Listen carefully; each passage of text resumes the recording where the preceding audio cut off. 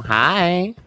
Hello. Good morning, everybody, or good afternoon, depending where you are. Today, we are here within the zone. I'm Fufu, and I'm joined here by the lovely Lila. Say hello, Longkite. Hi, guys. Welcome to In the Zone. It is me with Fufu. And don't question if we're just little creatures sitting behind a desk at the moment. I got turned into a Pikmin. Please help me. Please free me from my Yeah. Pikmin jail. Please. Pikmin jail. Look, you drink a little bit too much of the Capri Suns, the Pikmin Capri Suns, alright? We're not going to talk about that. I'm also just jailed into becoming a noodle cat, but we don't talk about that either because we're going to be following Bait Battalion versus Midnight Zone in the first best of threes into this in the zone bracket here.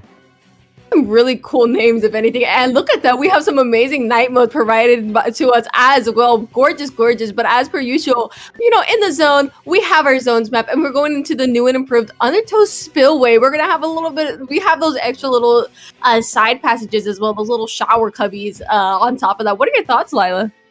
Oh, the new reworked zones, definitely. I mean, look, we saw some interesting gameplay yesterday regarding to Undertow zones. And oh, hello.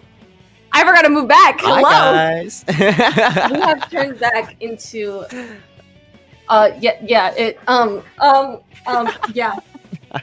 I mean, look, take your time. Oh, okay, there goes the Pikmin. Okay, goodbye. I have the kids. You have the kids. They're safe. That's good. Keep them safe. Keep everyone else safe. You don't wanna be tossing people around, you know? We do not indeed. But we're gonna get into it here. Yeah, we're gonna toss people around already. Wait, these roster peoples are insane. Look at it. We have Lyos, Karma on one side, and then we have Color on the other side. I recognize these players before. Oh no, absolutely. This is going to be a really good match just based alone on the layout that we have. Already, I am noticing we do have backlands, or at least semi-backlands on each team. I do love to see the 10 pick and the pencil pick on top of that, but already Midnight Zone going one down. That's Platana, unfortunately, going down right off the bat. Bait Battalion looks to be on the way of capturing the zone. Of course, until Spillway moment, double zone. There we go. The zone is now capped in your favor, ready to go as they are preparing for the offensive once more. I mean, they're preparing for the offensive really hard at the moment, but they do find two already. Finding the Zuka with the third, that's just icing on the cake for Midnight Zone to try and start retaking this, but that cooler on the side of Bait Battalion isn't doing them any justice, because look at them. All of them are just jumping in and already trying to contest the zone, but unfortunately, I think this will be Midnight Zone flipping that zone for them to take back this lead. Oh yeah, for sure. Midnight Zone already finding themselves on their feet once more. As you said, that zone is now capped. Nice and favorable, if anything. Bait Battalion, forced to retaliate in this, but it's just special to special. That hammer taking a 2-pick right at the bat. Okay, we're at 3. That is a wipeout in the favor of Midnight Zone already. They came back fighting from that retake. It might have looked like Bait Battalion had this for the get-go, but no, it is just Midnight Zone at the moment giving the biggest retaliation. That Tetsu might have gotten Karma killed, unfortunately, but they're gonna find one in trade for that in solidarity, but it's gonna be the pencil going down too, so there's no cooler for Bait Battalion at the moment, so they're gonna have to try and fight this out as fast as they can, because there's only 30 points ticks left on the clock here, Fufu. Their last chance to try and gain control of that zone with them going 3 down, only leaving their pencil to fend for themselves here. Midnight Zone is in a very comfortable position to try and knock this out. Only basically 10 ticks left. They gotta go now. But with an extra pick on the board and a sandwich with a hammer, taking 3! Oh, nah. You can't let them do that. This is the opening round. Don't let the Viper get a triple with the hammer. A hammer is not supposed to work, right? Oh, but Bait Battalion is not giving up just yet, stopping that counter and capping it at a 2 counter just when we thought all hope was lost. They came back fighting, already setting themselves out to try and knock Midnight Zone out in their base. That was an incredible retake, and honestly, just that last-ditch effort. Yeah, the last-ditch effort and coming off as well. You gotta understand how powerful of the cooler special is. They just let the Bait Battalion just now, although going freak down, just come back immediately and jumping in and getting the paint onto the zone. As they are right now, because they just got a trade, but both of these teams still has their specials ready to go and trying to hold as long as they need to. Gabe with Bazooka in a 1v1 takes the lead there, but the Carbon and the Hammer is the one they want to be watching out now. They do watch out, and they do get them. They might actually get the reverse KO here if they're careful enough.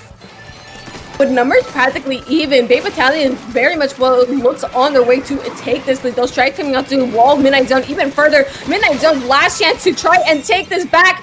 But Bay Battalion is still in control, knocking out the game in just a second. There it is, Bay Battalion with that reverse catch on that knockout. Oh my goodness.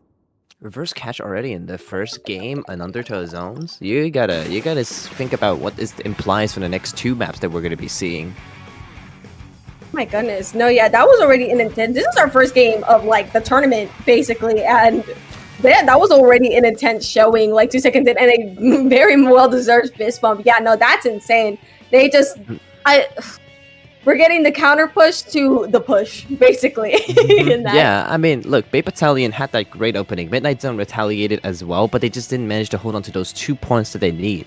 And then Bay Battalion was like, oh, that's 3 points for us. 2 points, we could do that. And we're going to do it with definitive fashion, too, because you saw how coordinated both of those teams were. They were, like, on the edge of trying to push each other out. But it was Bay Battalion that kept onto it at the end. Oh, yeah, for sure, for sure. Yeah, like, from the... We've only calmed, you know, Undertale Zone. Oh, there it is. Wait, oh, there it is. Oh. Gorgeous. They got a double before this. And there's that triple. Look at that. That was insane, by the way. Honestly, Wack was pulling crazy stuff during this game alone. But remind me of Wok, you know, Woks, you know? Oh yeah, like the cooking tools. Yeah. What? My son fell again. What was I talking about? But he's okay. He's okay. His son is okay. We love to see it. Yeah, I was very much expecting the back and forth that we, you know, the last time we calmed this map mode that we got last time, but no, we got instead really large pushes from each team, just showing their strength from here and there. And I wonder if they're going to keep that same energy up as we move on into Mahi zones. Mahi. We're not going shopping today. I mean, yeah, we're not shopping anytime soon. We're going to be, what should we call it? We're going to be looking into a fun time, not a long time situation at the moment, because Mahi Zones is one of those maps where you have to let someone take the lead for a little bit, then the map becomes good, you know, 60 points on the board. Small sacrifice to be made to make the map playable. I mean, look, there's a lot of nuances that go into it, so... We're gonna see how both of these teams go, and those pencils are not going away. I definitely think so. It's still gonna be the same thing. Yeah, I think we'd be going anywhere too, but Yes, okay. Yes. Ignore our hype reactions. We're both backlines that are very biased in our gameplay, so ZF seeing on top of a heavy edit is a very surprise to us. Oh no, yeah, it's very interesting though. Heavy edit can be honestly, arguably played as a mid lane if you feel silly enough. I've seen it once. I will gladly be saying it again. Unfortunately, Midnight Zone going that first one down that zone, going in the favor of Bay Battalion right off the start. Bay Battalion having an epic opening, already taking a wipeout in their favor. Already, they're coming and throwing some hands. They're going off that momentum from last game to reach the 70. Oh my god! Don't line up for them! Don't line up the Zuka for them! Oh my goodness, that was nasty for Bay Battalion because they got the heavy edit in that collateral too. That means slower retake for Midnight Zone, but there it is. The 60 points passed through, and there is that whole map lifted down for Bay Battalion to play and hold with. But that also means Midnight Zone has now more options to try and retake this.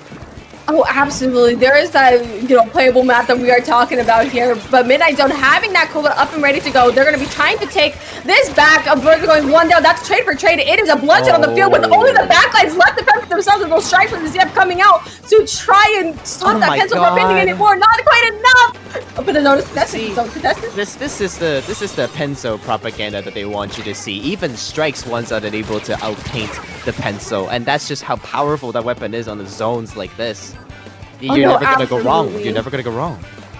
Yeah, Pento is just capable of boosting comps that hard, but Bay Battalion is now back in control of the zone. Again, most of Midnight Zone is down once again. They're going to be playing that same song and dance of trying to keep Midnight Zone out, but we are seeing some specials start to pop online, so it really is. Is the retake going to be successful, or are we going to have a successful defense?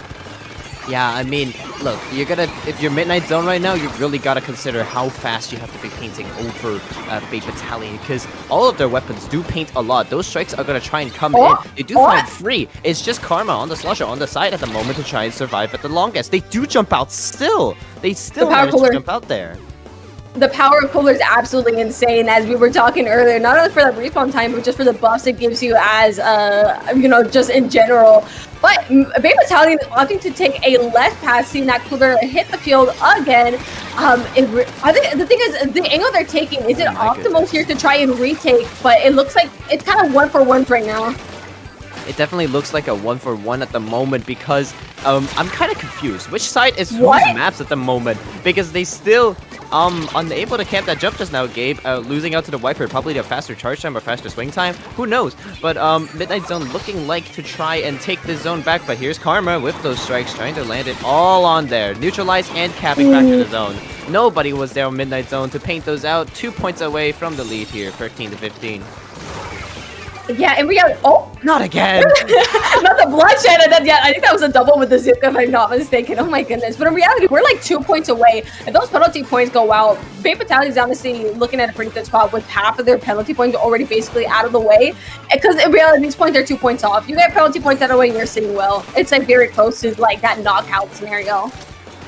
Yeah, I mean, you want to go for that knockout now if you're Bay Battalion, just to be sure, because Midnight Zone did throw a fit of resilience just now, and there it goes. Those penalties of points are gone. 10 ticks left on the clock. Strikes are going in to stall this out. Strikes from Midnight Zone is going to try and neutralize that. They do find that zone. Nobody was there trying to paint it out because they were too focused on trying to zone them out.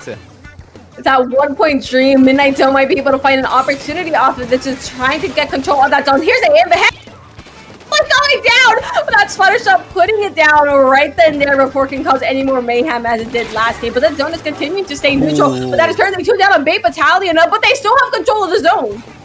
Yeah, I mean, they just got it back with the nick of the time with those penalty points ticking down. That's a minute left on the clock, and Bay Battalion is just shy of half a minute to try and get this knockout done. So Midnight Zone, there's your deadline. You gotta figure this out if you want to be able to get the zone, and they do figure this out because they find the hammer into the zone passively but aggressively, getting the people off their court and gets a kill on Gabe as well. Your rivalry in this tournament, because right now you're fighting a Wiper as a Stamper, and one of the which is probably better than the other if you're talking about poking range and damage to kill time, whatever it is.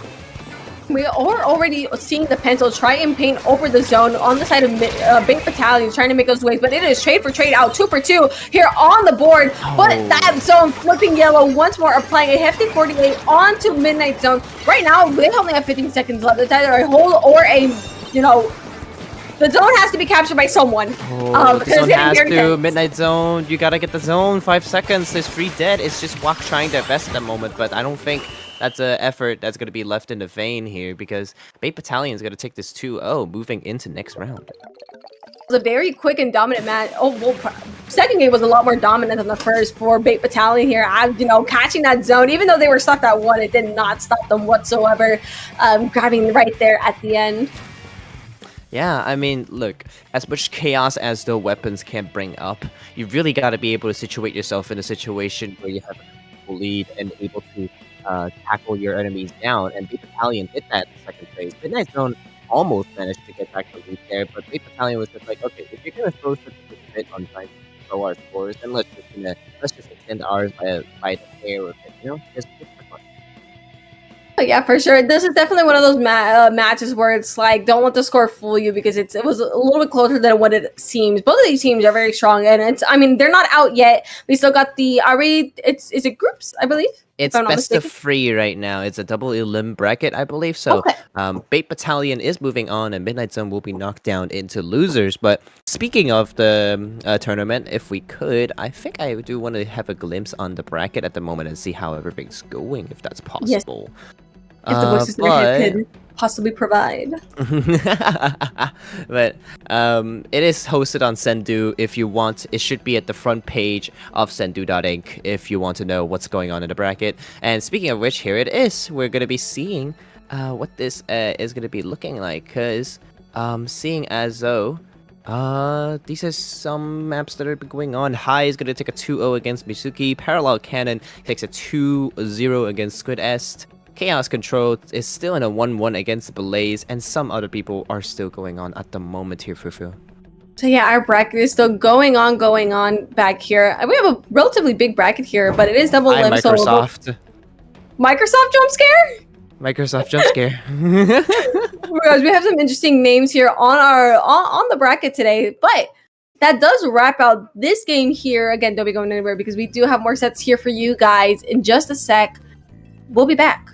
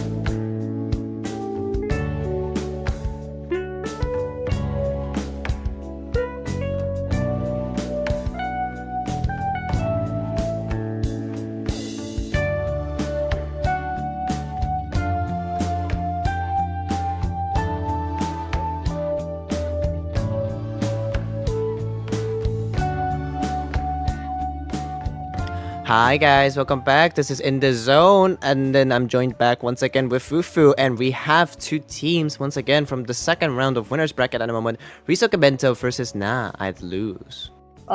Good. a mouthful of name, Risogimento right here. But nah, I'd lose is also a crazy name in on its own. It's just like, nah, I'd lose. This is like, Nah, are they here I'd to prove lose. us wrong here? I'm assuming they're here to prove us a little bit wrong. They're in losers rounds. I mean, they're winners round 2 already, so nah, they not lose yet. Not yet. But, like, I mean, they both made it here. I mean, in the end, are they gonna lose? Probably, most likely. Maybe not, unless we gotta root for the underdogs, Becky. That's it. It's gonna be crab-like zones going into this first, but Fufu, we've taken a little bit too much time because they're already going into it on the game side of things, and here it is. We're gonna be seeing some exciting gameplay going on already. Yeah, already jumping right into ZF. We're getting fed tonight. We're getting fed tonight with the ZF, but against the pencil is gonna be incredibly interesting. Junior? Very interesting. Look at what Risogimento is running. There is no cooler, but they're running some really, really stall weapons and comps at the moment. You have Inkjet, Crab, and then also a Junior with the bubble and bombs to hold thing out. They already got the 52, so are they going to be able to keep this up? Look, they're already going in. They got 2. As Aloha here, Tri-Slosher gets the trade. 3 down. That's basically a wipe. The 52 went down earlier, and there's the wipe. Yeah, no, we already see the ZF assuming a very much more aggressive position, using their range to absolutely try and lock out. On top of the strikes, Risogimento is going absolutely at it. Just my goodness. Being not lose at bay. They are making sure they're going to try to stay true to their title here, which is insane. Already just sticking their base. They're honestly sitting pretty.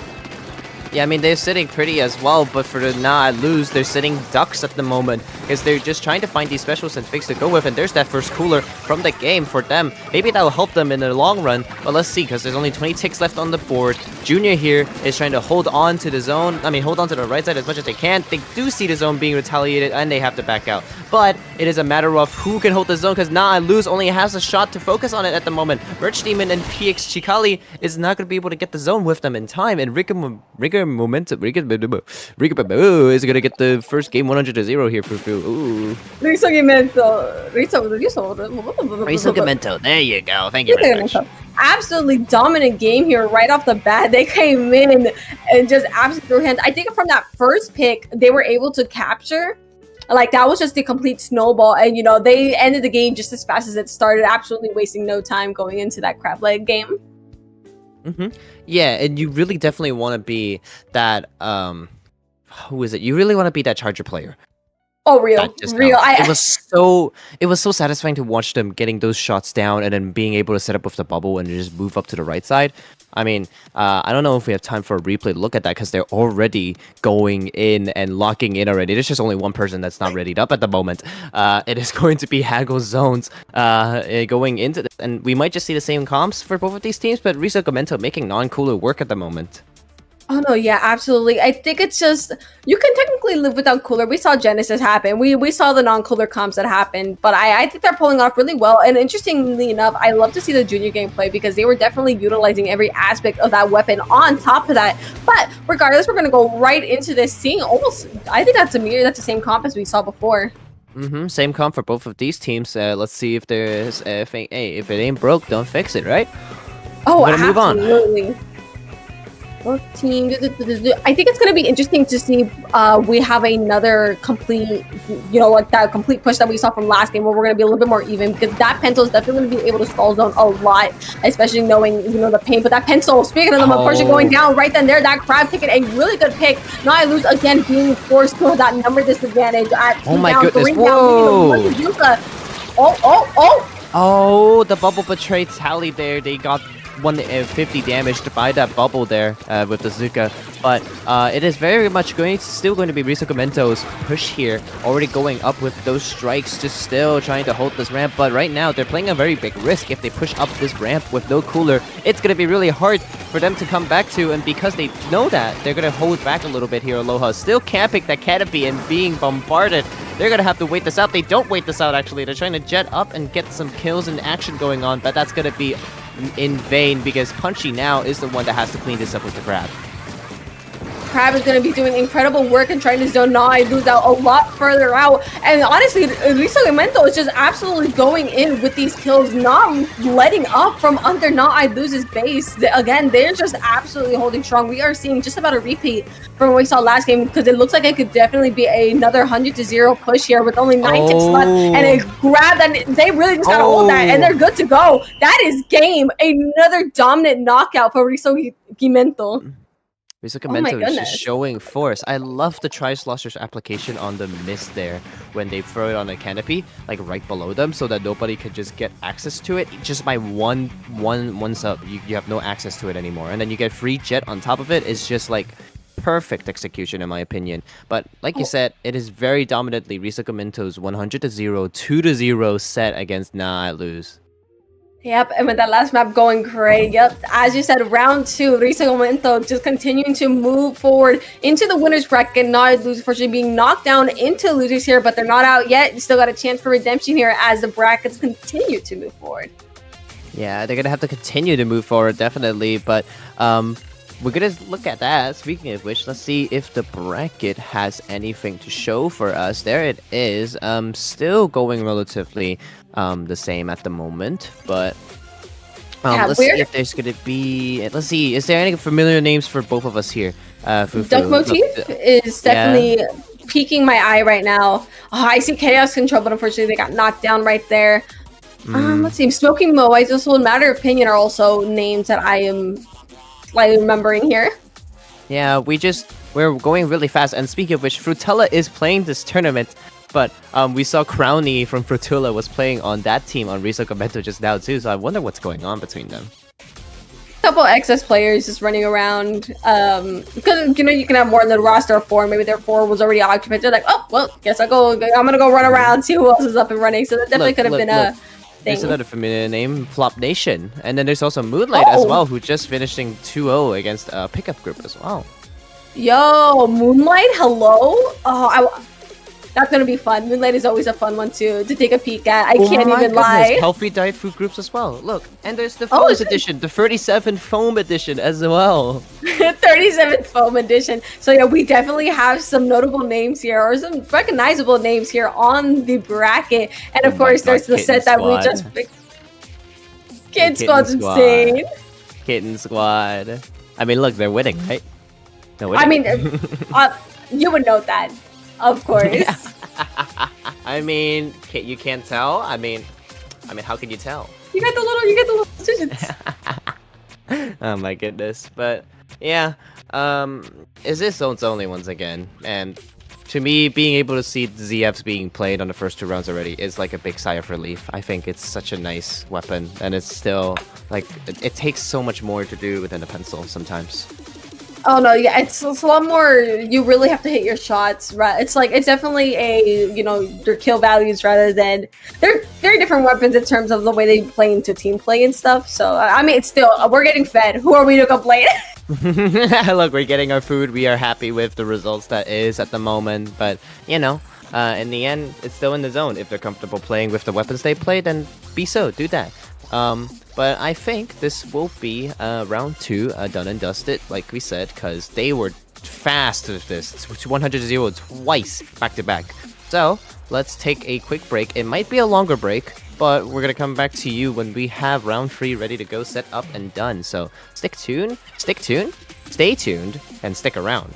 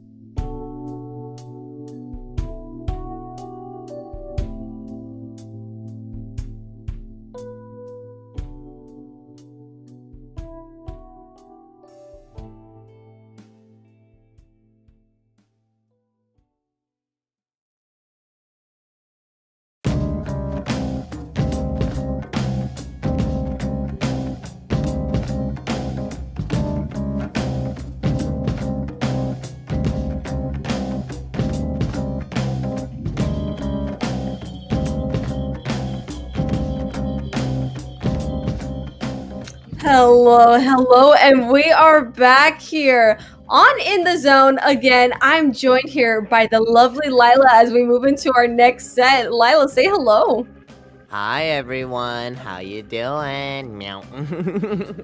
What's up?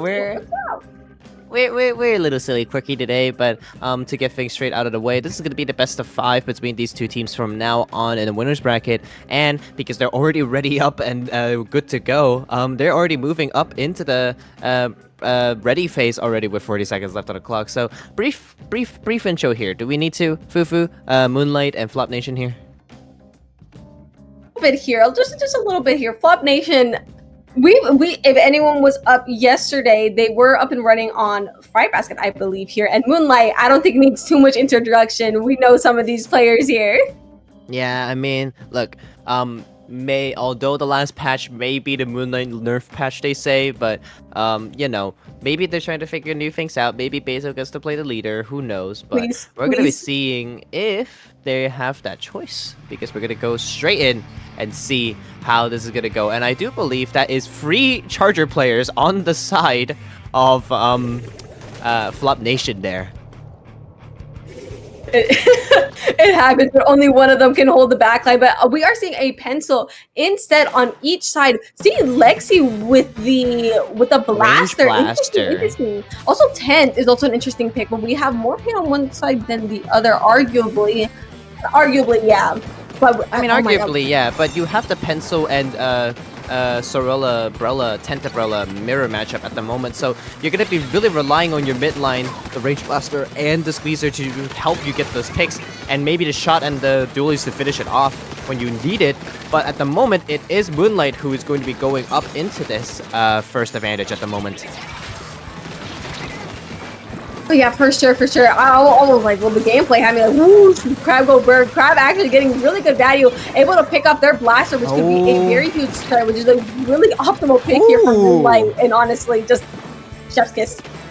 Yeah, chef's kiss indeed. But Nolan on that Squeezer might just say something about it, because they just blocked out the tent shield going through and still holding on to that top right. They're going to have to take care of Nolan if they want to be able to take this through. As they do, the pencil does find Nolan, and the tents colliding with each other, taking each other out. And it's just going to be the zone contestation for Flop Nation here. With only Shadow left here, I don't think they were able to survive this. They do survive this, actually. Yeah, that's a really good jump there as well. But Flop Nation now having control of the zone. That cooler coming out on the field, preparing for just the lockout in general. Honestly, Moonlight just have to, you know, those penalty points are up out of the way. They do got to get the resource together and just get moving. All right, here, the zone continuing to tick down. Woo, that 10 going down is also a really big pick. A lot of the picks on Flop Nation, like, are going to be huge because they have really aggressive weapons in general. I mean, yeah, the aggressiveness is definitely showing, because Moonlight very much struggling to get out of their plat at this point, contrast to what Flop Nation was doing. But Omega might have something to try and say about it, because they forcibly took the left side just by existing at this point, but they made them jump out, and there's that lead flip that we've hoped to see from Flop Nation. They do find neutral for both of these teams. There's a trade, 2 downers and a Moonlight. There's this desperate times for now the last person alive, Basil and Nolan, trying to fight this 2v3, and hopefully they can get the zone within the next 10 ticks here. There's only 5-6 seconds left on the clock. Omega Omega with the crab. Everyone's just trying to paint the zone, paint the square, paint the rectangle, but it is in vain. And Flop Nation does take one game off the set now. Yeah, once Flop Nation had a really good control of the zone, they were able to just lock out Moonlight for basically a lot of that. It's just at the end, those efforts were unfortunately in vain, even with the crab coming out. But honestly, incredible stuff from both teams. Both the teams had really large pushes until Flop Nation was able to seal the game right then there. Yeah, I mean, look. With how much paint both of these teams are going to be putting out with that tent and that umbrella, not the tent and the pencil, it is going to be really, really fast on that zone retake, especially if it's a long rectangle that is perfect for both of these weapons to go through, you know? It's perfect. No, yeah, you're right. Oh my goodness. It's that zone's only type beat, you know? I'm sorry, I'm looking up at the emojis. I can't take it, dog. Flop Nation, and then it's like the it's like Flop Nation devil emoji, exclamation emoji, and googly eye exclamation, alien and roses. Lila, pause. You want to look at the map we're playing next? Yeah, Hammerhead Bridge. What's wrong with that? You know, of course we would say nothing's wrong with that. Oh no. I mean, look, we're both. I mean, wouldn't you say there's no problem with it too? Come on. The Tetris piece in question, the line in question, the bridge that's no longer under construction in question. It is just a straight line. It is just a long piece. My audio just tripped out. No, I think our audio is being tripped up at the moment on Discord. I am not sure. Oh goodness, Discord having a moment. It is. It might be actually having a moment, but it's all right. It's all good. Yeah. It's all good, but we're gonna be seeing how these two teams are gonna react though. But I think it's very interesting for Lexi and to be playing that range blaster following through with that umbrella. It is a very strong combo, that's for sure. It is just how do I put this? They have the pressure putting onto Moonlight. The Moonlight now has to find an answer to that too. Even regardless, it was relatively close. Usually, my first thought is that Squeezer coming in, but. Yeah, no, it is a little bit tough to play around because Tent on its own is already a menace, and Range Blaster, its picking abilities are insane. Like you were completely right. That is a really good combo, if anything. I mean, you gotta watch out, you know? I mean, this is gonna be the same situation, because if you push on one side of the zone, you have to watch out for the other. But this time around, there's a tent shield, so you gotta worry about both sides this time around. Let's see if there's gonna be any changes going into it, and we see the newly constructed Hammerhead Bridge as we're waiting a little bit here. Someone's internet went haywire, but keeping the same comp there on Flop Nation. See the Wiper and the Gao come out from Moonlight instead off. Interesting. I mean, look, there's their resolution for the problem that was the blaster, but Lexi is gonna opt for the vanilla blaster instead of the range blaster. So less range, but there's a bomb, auto bomb, and then you have a bubble to play with this time around. And don't forget, don't count him out. The bubble has been newly buffed as well, and Moonlight technically only has like 1 or 2 weapons that can really hit it if it's at a given distance. True, that's true, but their combat is still looking relatively well. I love to see that Wiper here on the field, but seeing this Kraken come out, taking a really good pick and forcing another one to jump out. That they might be proving me wrong right now, yeah, because Moonlight's running a hammer plus a Kraken weapon. Now, usually, I would say those pairs are not the greatest, but with the double Zigga coming out from Flop Nation, just to be able to get Omega out just now, Nolan is going to be the last person on this zone to try and retaliate. No, yeah, for sure. Moonlight is being forced back a little bit here after getting those 59 points on the board. Flop Nation, though, is going to deal with the attack of Shadow, taking them out right then there. But the Kraken also trying to just get a couple picks, trying to make that space where possible, and unfortunately not being able to find any. Wait. Maybe? Oh, not yet, because they went 2 down with that Pencil Zuka combo over there. Shadow still trying to find something at the moment, but not able to. But that Zuku block! Oh, that was a save. That was a save of all time from Moonlight. Whoever was on that tent shield, that was perfectly pulled out when you wanted to block that one Zuku shot that was so desperately needed for your whole team, because everyone was lined up at that corner there. that could have been incredibly bad there for Moonlight if that 10 shield wasn't there, as you said. But Nolan coming in with an extra pick. That Zuka just barely missing that Zuka as well. Nolan coming in, trying to take those spaces where necessary, forced to retreat. But the 10 shield on top of that, it is specials coming out here. Moonlight is going at it while they can. Oh my god, here it is. How? You can't just play and toy with them like that. You gotta fight that Kraken head on. You can't just wait. They still hit you. The guy's invincible. You can't fight the Kraken head on, but Shadow's getting that last pick on the board. At least try to shoot him, you know, and get him out of the way, and don't get too close to it because you were stuck on a railing there. Your other option was to either jump out or jump off. But, I mean, it's a panic situation. Sometimes you're just like, oh, you know. But Moonlight having a pretty solid game here. That lockout game was strong by the end, not allowing Flop Nation to get even close to the zone. They went high up. They went pretty high up. I can't even lie. Yeah, I mean, look at this. Omega's dive here, getting 2 Zuka shots onto him and not onto the main battlefield. That's important when you're trying to save the zone for your team. Because now this regroup just now was really perfect. And then Nolan again with the 96 gal really was impressive to watch on top of it as well. Like, look, what are you gonna do here? Look. I think that would have been enough time to jump out either. You'd still get caught up there. So it's kind of like a oh, crap, I'm dead situation right there. But Kraken taking them out was probably like the most optimal route for Moonlight as well. I mean, it all worked out here. Just by the end, they, you know, all gathered together and were able to have that really solid lockout by the end. Both of the teams going 1-1. But again, it is a best of 5. So if these teams continue to be even, we might as well be going to a game 5 at that point. I mean, look, they're equally throwing hands as much as we are throwing words at them, but we're going to be seeing how well they're going to be moving on to the next map, right? Because a small comp change made a big difference for Moonlight. The 96 gal made a really nice matchup for Flop Nation's other weapons, and then Lexi off of that range blaster. Going onto the blaster may not be the best thing, but the bubble did do its purpose, and it did do its thing. So it might just be like a little preference thing at this point. I do think both blasters are great, don't get me wrong, but I think the range blaster is just such a like, I don't know how to explain it. We already know its picking abilities, but I think it's just like a little rat. It's like blasters. That's the best way I can put it. Oh yeah, definitely. It is a rat. It is a weapon. But we're gonna be looking at what third map they're gonna be playing, and I believe it's gonna be Mako Zones here that they're gonna be playing to next Fufu. That's going to be huge. Honestly, Mako Zones, as we know, Mako is always going to be that map, as we know and love, that is going to test every aspect of a team. So this is like whatever, it's going to be good. It's going to be good. It's the best way I can put it. Yeah, it is going to be really, really good, but let's go see how... Excuse me, this is gonna play out because 52 gal and the range blaster is coming back out once again, and it's Nolan back on the 52 gal as well. Interestingly enough, they're gonna be playing no 10 shield for the side of Flop Nation, and it's still gonna be Shadow on that 10 shield right now.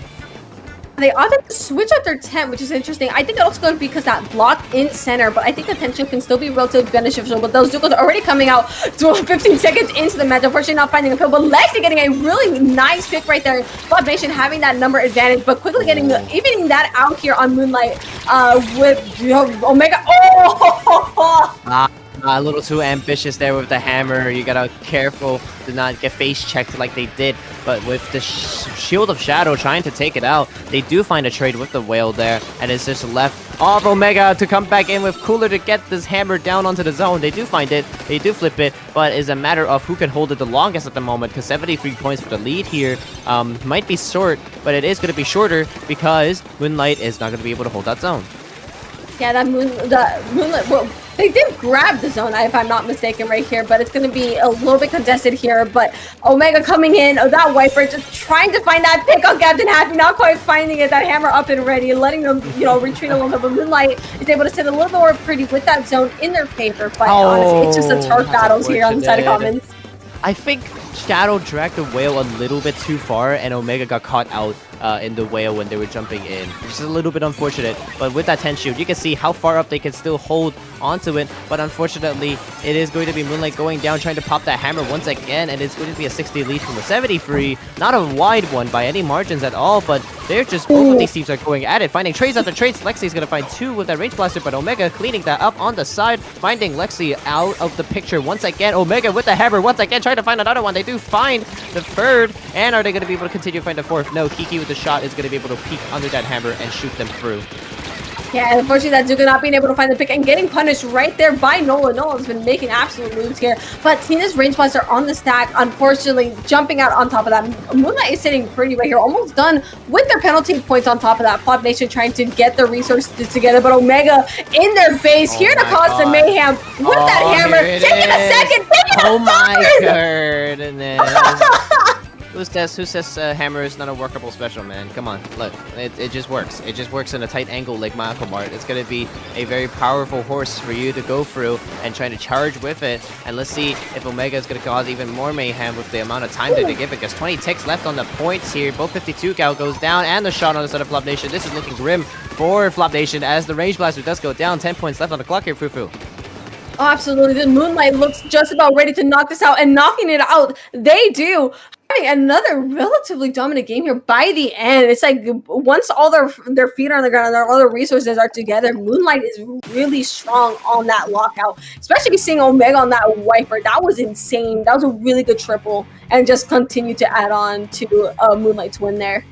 Oh yeah, 100%. I mean, look, Omega was the person that I want to point out the most in that game. I've never seen such a fun wiper being played out in a set before. And that hammer coming in every time with the cooler buff, just like has hammer after they die, and then still has like what 60, 70% duration, and then paint out a little bit, and they'll get hammer value. Like, even though this is the turning point. This is the turning point for Moonlight. Here we see, remember, Lexi getting those 2 kills, but Omega just quickly cleans that up for their team and had the hammer to go in and get a couple more. But like the cooler just gives him so much more opportunities to cause chaos with that hammer. And this flank as well. This flank was huge, Fufu, remember? Oh, absolutely. The 3 kill, like right there, and then just a throw at the end. Even though Omega went down, that 3 kill was just such a just a really good opportunity maker for Moonlight to just continue to keep up that pressure and ultimately knocking the game out. I mean, yeah. You're going to want to knock them out as much as you can because you don't want to give them too much leeway to think that they are close enough, to keep that momentum up. We're going to be interesting to see how this goes, but seeing Nolan back on the 52 gals, the gals in general, I think it's a really big sigh of relief because it's their weapon, there's a speciality, and seeing that being played out, I think it's really, really nice. But maybe the Kraken will come out once again here because it's going to be Barnacle zones. Maybe I could see it coming out again, honestly. Crab is a silly thing. It does make a lot of, it can make a lot of space really quickly, and I always think back to the initial Crab metas that we had, but Crab is still a pretty good special if utilized properly. It still has the potential to one-shot kill. It still makes all that space that we know and can really be another calling card to move your team forward. Mm-hmm. Yeah. Love that thing. You're gonna want someone to take the lead on this. Remember, this is best of 5. Moonlight has the advantage at the moment, so it is going to be Flop Nation who has to find something to work here in this winner's bracket if they want to move on to round 4. But we're going to be seeing that change of comps coming in now. 96 Deco is going to be coming back out from Nolan, but interestingly, Lexi is off and playing Splash, and the Carbon Roller from Captain Happy with Ninja Squid is going to be a show of force here. That's your person that you want to look out for if you're Moonlight. Oh, absolutely, right here. Oh my god, Carbon gameplay. We know and love that Carbon gameplay here, but Moonlight's going to be the first team to actually cap the zone here and take that first pick as well. Lexi with the Crab, cleaning up a second player right there, just not allowing them to have that disadvantage for too long. But that zone is still not just not capped right here. The Crab coming to try and make some mayhem, barely working the kill. Yeah. Oh, I mean, look. They barely fell off the edge. If it was me, I would have fallen off the edge there. I would have no control of their Kraken, but that was just masterclass coming from Nolan, trying to hold that through. As now Omega goes through with that 10 shield to try and get some kills. They do find 2 off screen, but it's Captain Happy who is retaliating from the back screens as well to find 2 as well. This is the skirmish of all time. The Hammer and the Roller. Who's going to be taking this on top? Kiki's going to be able to shut this down, and the Zuka to try and back this up for Flop Nation to keep holding onto the zone at the moment. Nation doing all they can to try and hold that Carbon going down, and here's a Kraken to make that space here for Moonlight to try and grab the zone, forcing the Pencil to move back here. I'm not sure if that Pencil had to jump out. Yes, they did. Pencil for being forced to move back, but this zone has still barely been capped here by Moonlight.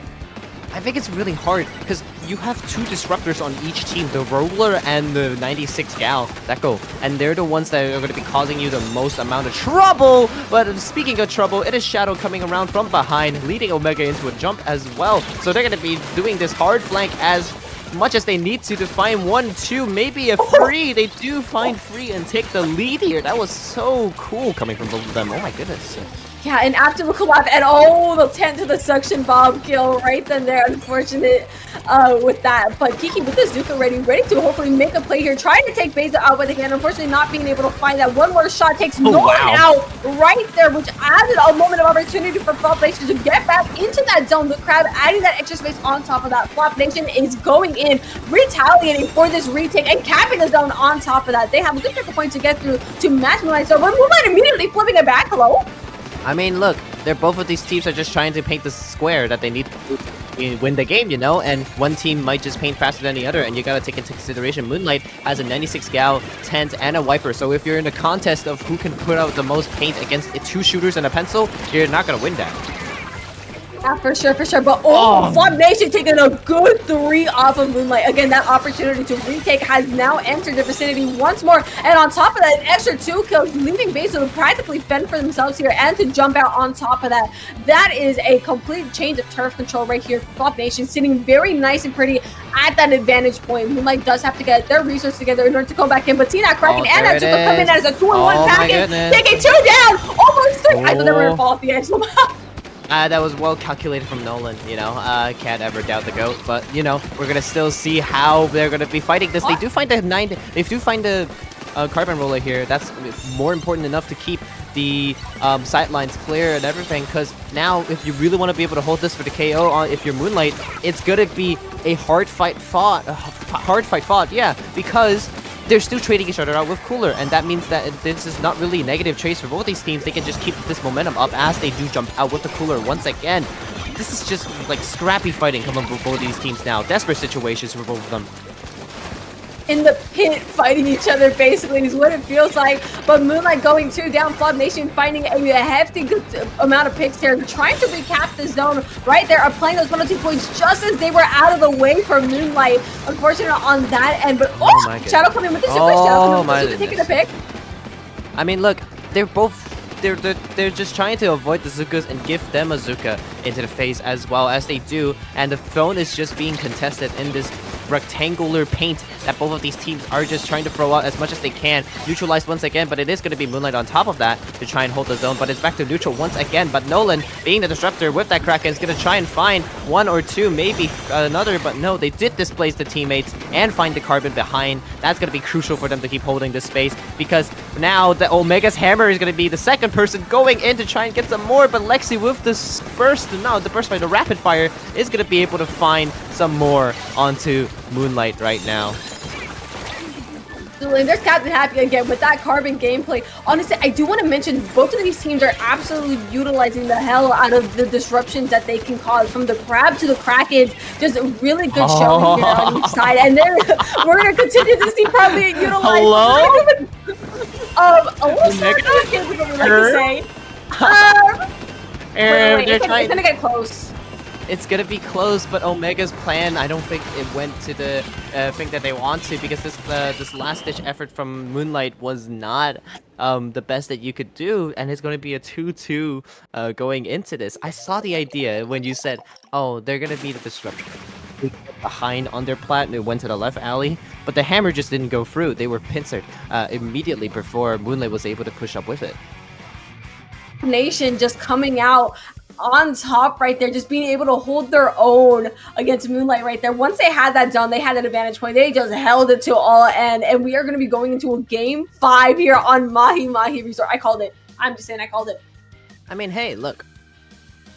Both of these teams are really good, to their credit, and they have masterful class strategies at the moment, but if you're going to a game 5 already in this, and it's the first like tiebreaker match that we have on stream, we're gonna be seeing some very, very exciting gameplay already, even for winners. It's very exciting because these teams, you know, as you said, their comps are freaking amazing. Their strategies are amazing. The adaptability from each team to the other, it's already showing to be insane, and you can only imagine how it's going to get later on, because you know how things get on Grands. Oh, I mean, look. Oh, I'm excited for this. I'm sure everyone is. But we're gonna be settling this last match on Mahi Mahi zones for both of these teams, and like, I don't know if it's just me, but I get a really tense feeling in the air at the moment. Like, oh yeah. When you're in a 2-2 like this and you still want to continue on into something like winner's bracket, even though you're not in the end of the tournament, it's like, well, you still gotta go. The adrenaline from a 2-2 tiebreaker, unbeatable. It's insane. Like, winning something off of that tiebreaker is like a wave of relief when you're done. You're like, wait, the tournament's not over. Hold on. I mean, on an unrelated note, this is the 7th and the 10th seed fighting each other right now. So, like, this is going to be close in terms of, like, performance. And we see that right now. But who's going to be the one that's going to be clinching this out? Is it going to be Flop Nation? Or is it going to be Moonlight? We can only wait and see, because it really is anyone's games. Both of these teams, just when they hold. Because we... Dog, I don't even know what to tell you, because it really is anyone's game. Look, they're taking their time to think this out. Let them think, but I think the time for thinking is over. It's the time for action. Let's see this tiebreaker going in between Flop Nation versus Moonlight on Splat Zone's Mahi Mahi here. This is going to be huge right here. Seeing the pens already made. We're seeing the same comp from Flop Nation that we saw last time. We're seeing the Wiper swap out for Stamper. The green Stamper specifically too. But here's the interesting thing, Fufu. There is no bombs on the side of Moonlight. Instead, they're opting for disruptors. I do see that Toxic Misclick, which could be very interesting for trying to wall out members of Flop Nation here, and possibly catch that Carbon. But that Carbon going. Oh my goodness! They are. Happy. I mean, they're just trying to go as fast as they can. Moonlight may have taken a very big setback at the start here, but we're gonna see how they're gonna retaliate onto this, because the crab from Omega is gonna get shut down immediately by the Zuka there. Not much value is gonna be getting, but Nolan with the Kraken is ready to go and ready to cause some mayhem on the side, but nobody's down there right now to give them that space, but they do have the zone from that. Speaking out of it right here, but Moonlight already suffering one player down. That tank going down was not in their favor, but it's going to be even for even. The Pencil getting that cooler out, trying to get something for their team. Flop Nation going 2 down and is being cornered into goodness. The edge. Lexi being the last one there alive. Lexi getting out on top of that. Ooh, just a narrow escape, but Moonlight is looking to flip this lead right now in their favor.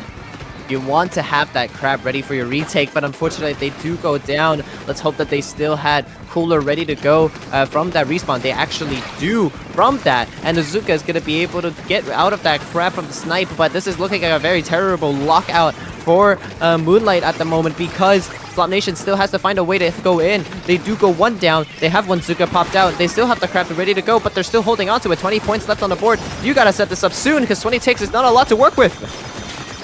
Oh, indeed, the Kraken is barely falling into the water. That is still 10 points left here for Moonlight. And the best case would be to knock it out, but with Harsha coming in, capping that zone in Flop Nation's favor, applying those hefty penalty points, allowing them another opportunity to stay into this game, capping that zone once more, finding that opportunity, finding a successful retake right here for Flop Nation.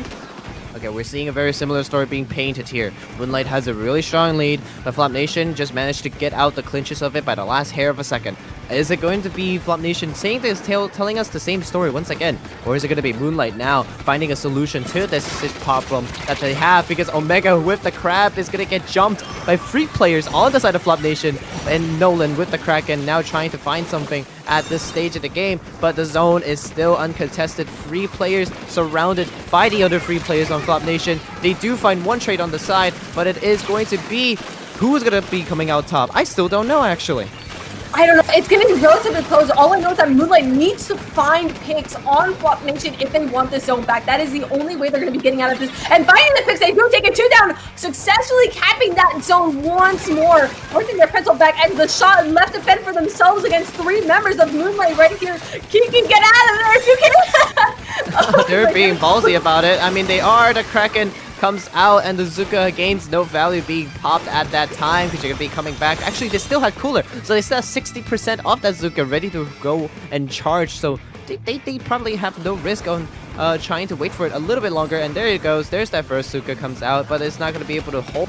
Not going to be able to clear anything, but it certainly does hold that plat for a little bit more further pushes and advances. But that tent shield is going to stall that out a little bit longer with the Crab coming out from both of these teams to try and fight it out as long as they can. They do find the Crab, but are they going to be able to find a zone? Yes, they do. Find it indeed, but I think it's going to be immediately capped back if I'm not mistaken. The Pencils are fighting. The Moonlight is actually capturing that zone once more here, but unfortunately having to restart those penalty points again. Flop Nation is being forced way back here with 2 of them down, and Moonlight still waiting here to find those extra picks, and the Kraken on top of that being ready, but Moonlight also going 2 down. It is pick for pick right here, and Flop Nation going to do what they can to get that zone back. Oh, this is just a little bit unfortunate. Here's the situation update for Moonlight right now. Basil went down without Cooler just now, so the push is delayed for them, but they're still holding on to it because they came back just in time with that Cooler ready to go. But Flop Nation's Cooler might just have run out. So now it is Moonlight back on the front foot at this point for them to try and push this out, because look how much space they have taken back in the span of the last 20 seconds. Captain Happy trying to find Nolan with the Zuka, but is unable to do so as they do find Shadow, but it is going to be the Kraken that's trying to stall. It is out, finding one. Oh, Lexi managing to get out of the grasp of Nolan's Kraken, finding them from behind. Are they going to try to find some hero play at the moment? No, but they do jump out with the Crab, so they have 10 seconds here, Fufu. They still have a chance if Flop Nation wants to take the zone. For sure, Alexi was playing skirmisher right there at the last second. That was freaking awesome. But Omega coming in with the Crab, just doing what they can, forcing Flop Nation out, and that looks like it's going to be a game for Light. Game 3 in their favor, taking the set. Taking the set indeed, but it was a close game 5 there. Moonlight's going to be moving towards the semifinals, I believe, of the top quarterfinals of the bracket at the moment. But that was a well-fought game for both of these teams. That was a tense game, if anything. Both of these teams were at each other's neck, if anything. It was a lot of back and forth at some points, even. Just really good plays from both of these. The players are absolutely insane. From their comps to the plays. Whoo!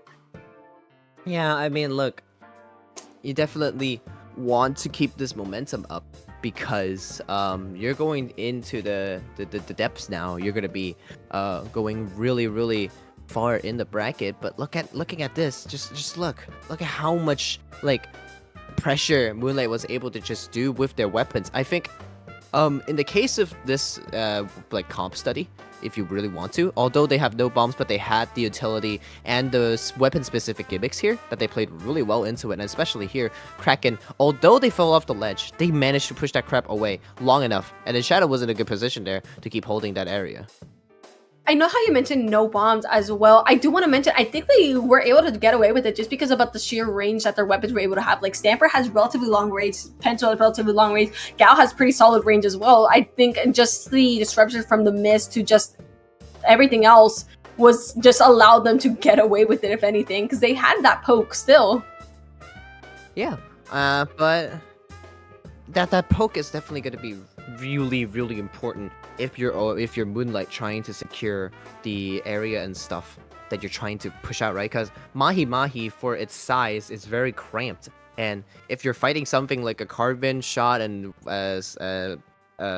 splash, they don't have the range to contest you, and you have the free reign of that range, like you said, to be able to just shoot them out. Even if it's just like poking them out, that's gonna be enough for them to like reconsider how they approach. Because we saw multiple times, right? Lexi and the others trying to push up a forwards fighting it solo, but they just spaced out. They're just like cramped into a corner at the end, and then they weren't able to like get out. Collapse. It's like dominoes. It's like an effect. It's like you go you two down and suddenly you're left to fight the rest of the team and ding! No, it's like a wipeout. It was crazy. I mean, this was a freaking awesome set though. Both, like we said earlier, both of these teams are really evenly matched. If anything, seeing that 2-3 score on the field, but Moonlight definitely taking the game, the set right here, and continue to move on into winners bracket. Population going through losers, but I don't think they're definitely not out of this yet. They are incredibly strong over here. Oh yeah, because I'm looking at the bracket right now, if we can show it to our viewers as well. It is going to be the second seed, I believe, fighting against the Moonlight, right now that they're going to be moving on to. And we still have to wait a little bit for the next set that we're going to be casting onto as well. One Tap You Lost is waiting on either Frutella or Celeste to be finishing up their matches in a 1-1 right now in the best of... So, it's going to be interesting to see who's going to be the one that's going to be facing them off.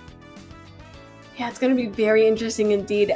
But that does conclude this set for now, and we will be going on a little break, as you said. Just a wee bit of a break. Very lovely set, but don't be going anywhere. We're going to see you guys soon.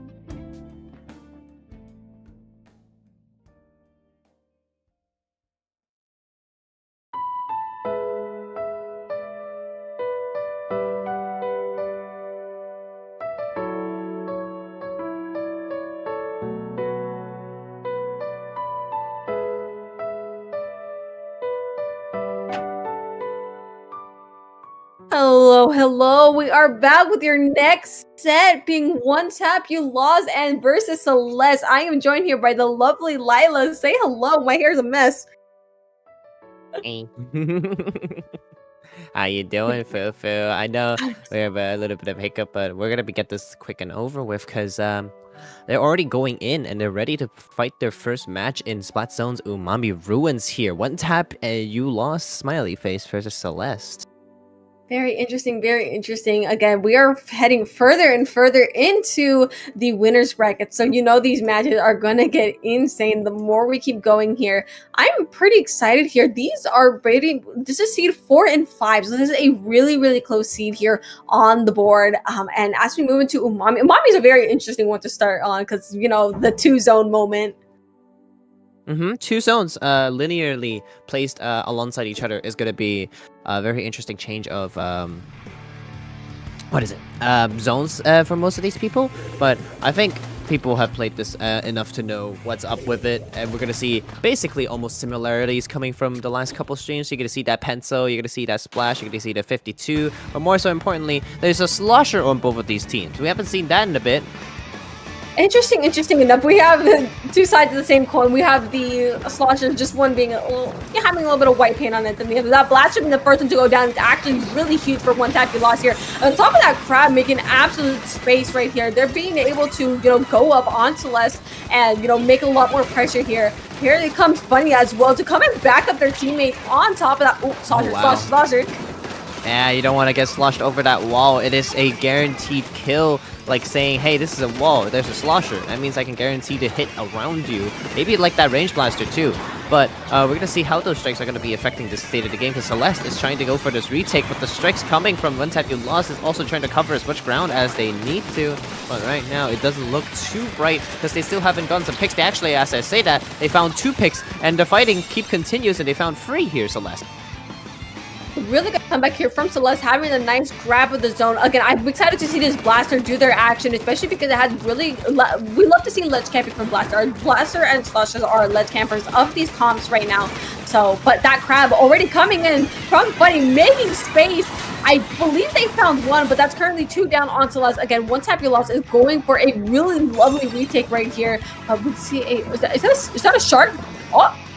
Oh, the slosher did try for a little bit there to try and hold on to mid, but unfortunately isn't going to go too well. As 2 down on the side of Celeste, 3 down now on the side of Celeste, means that One Tap You Lost has the man and ground advantage right now to try and keep this up. NG is going to be trying to push up with that 52, but is not going to be able to find much here. But the penalty points are gone. They're going to have to see if they're going to be able to hold this on as long as they can, because they have a pencil plus a Crab to hold onto this. The Zuka retaliating, but not going to be able to find much, neutralizing the zone. But that's just going to be it for Celeste's first attempt. They have 1 more attempt in this push, Fufu. And if they're going to be able to get this, it's going to be tight. It's very tight indeed, as considering this is their final chance to try and go. Oh, the no. taking 2 of them out. Their options have turned so much more limited here for Celeste. One Tap You Lost taking full advantage of this, continue to paint the zone Scion and just hold this as best they can. But Celeste trying to do what they can, contesting the zone at a 1, but getting picked off. One Tap You Lost taking game 1. Oh my goodness. You don't want to drag a whale so much that you kill yourself and a teammate accidentally. That was so unfortunate for Celeste. That's the worst feeling, accidentally taking your teammate down with you. But goodness, One Tap You Lost just did so good at holding that. You can't even, it's like, oh my goodness. Yeah, no, that was already a really tense first match. This is already setting the bar for what we are to see coming up soon. But... dog. Oh, that's not something you would want to see, because let's follow this replay, because I think moments after this that it happened, who was it that got whaled? It was Cam that got whaled, that dragged back and forth, and something else hit them on top of it with the extra chip that just happened, and they dragged it on their teammates behind them and just killed them each other. Oh my god. Look at this, the moment where they tried to contest, but just being able to collapse on that member, Celeste holding the zone, or contesting the zone in the situation. Just a really good cleanup by the end. One Tap You Lost is already, having that small game advantage, taking one game already right off the bat. But I don't think Celeste is going to be out of the game yet, especially considering even though we saw one type have pretty high dominance by the end of the game. I don't think Celeste is out of this just yet because they have shown to have pretty good strength here, even though we're one game in. I mean, yeah, definitely. They have shown force. They have shown that they are capable of footing up a fight. It's just a little bit unfortunate on what happened, right?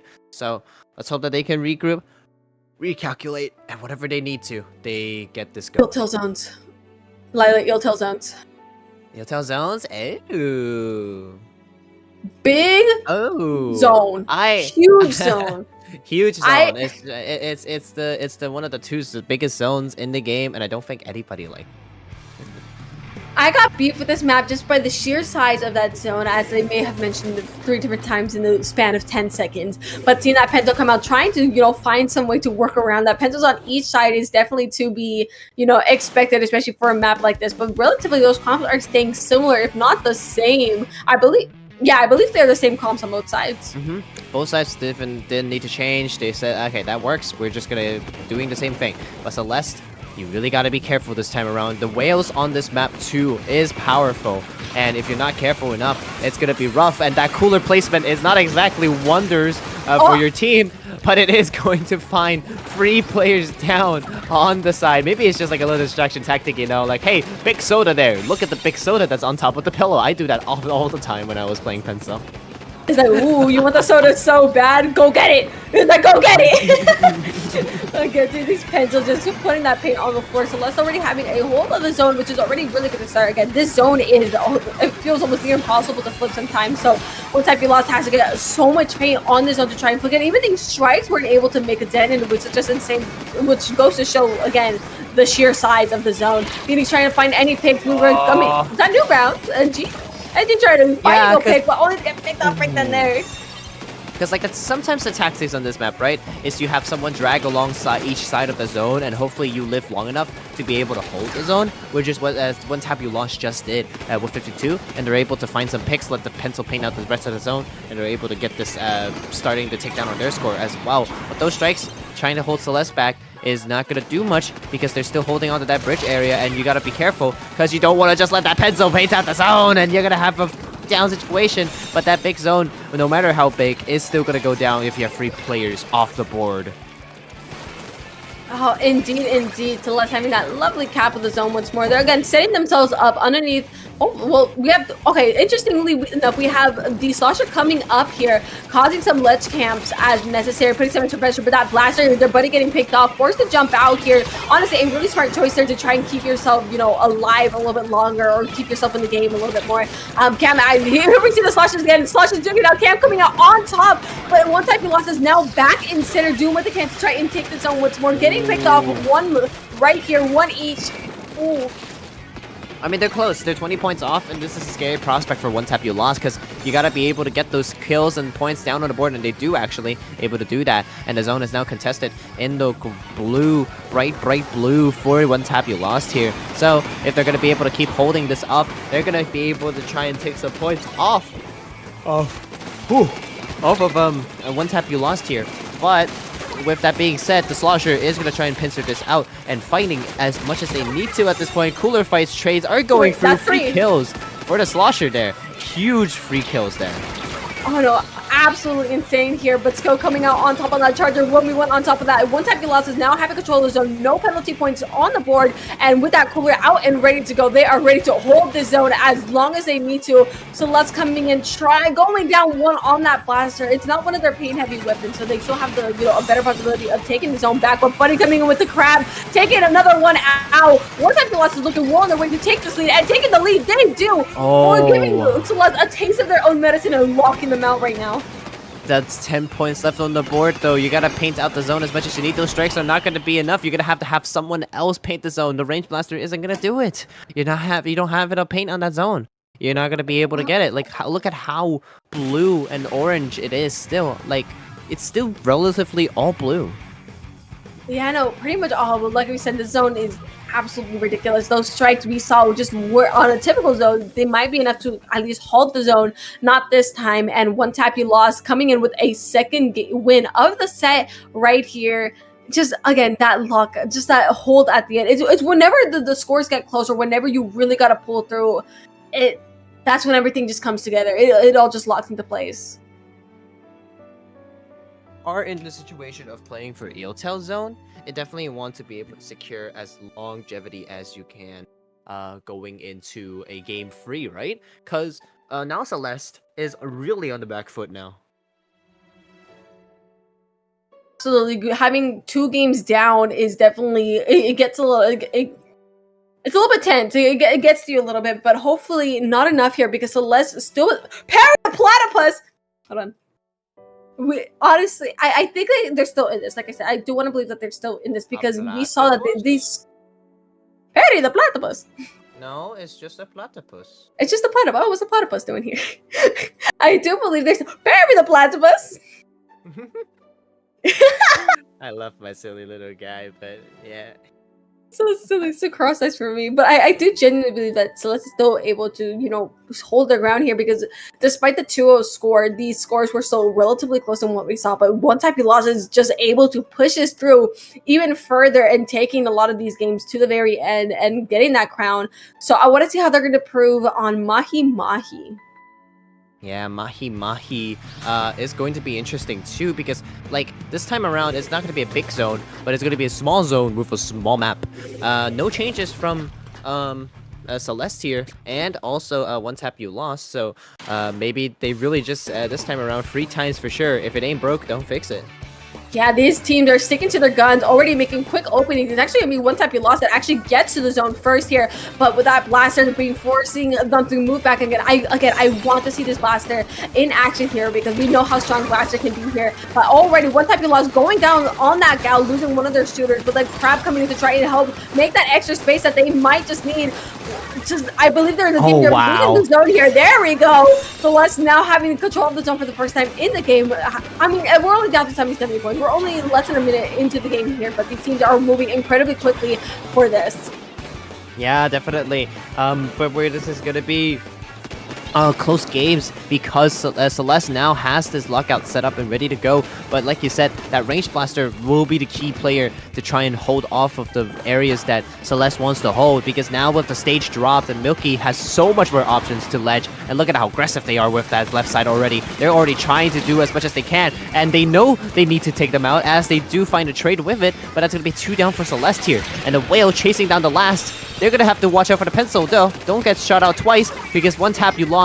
Don't actually die because of your name. Don't die to the one shot. Don't die to the one tap. But I think it was interesting because there was an open. I think they left their left side a little bit open up, and one tap you lost just absolutely took the opportunity to come in. So switching those sides right now, one tap you lost out of those penalty points is going down right now on the board, and I believe they're we're going crazy. Both of the teams just waiting for that fight. I mean, yeah, they're definitely waiting as long as they can for that, and they waited for the strikes to go in, but still being outpainted. Nobody could paint a zone on the side of Celeste, and now one tap you lost is having a big advantage at the moment, because no cooler for Celeste just now on that push. That means they have to rebuild the special slowly and surely, but with that lead flip now, they're gonna have to try and find their special soon, because there's only 20 ticks left on the clock, and you don't want your slosher going down for this retake. You need those strikes.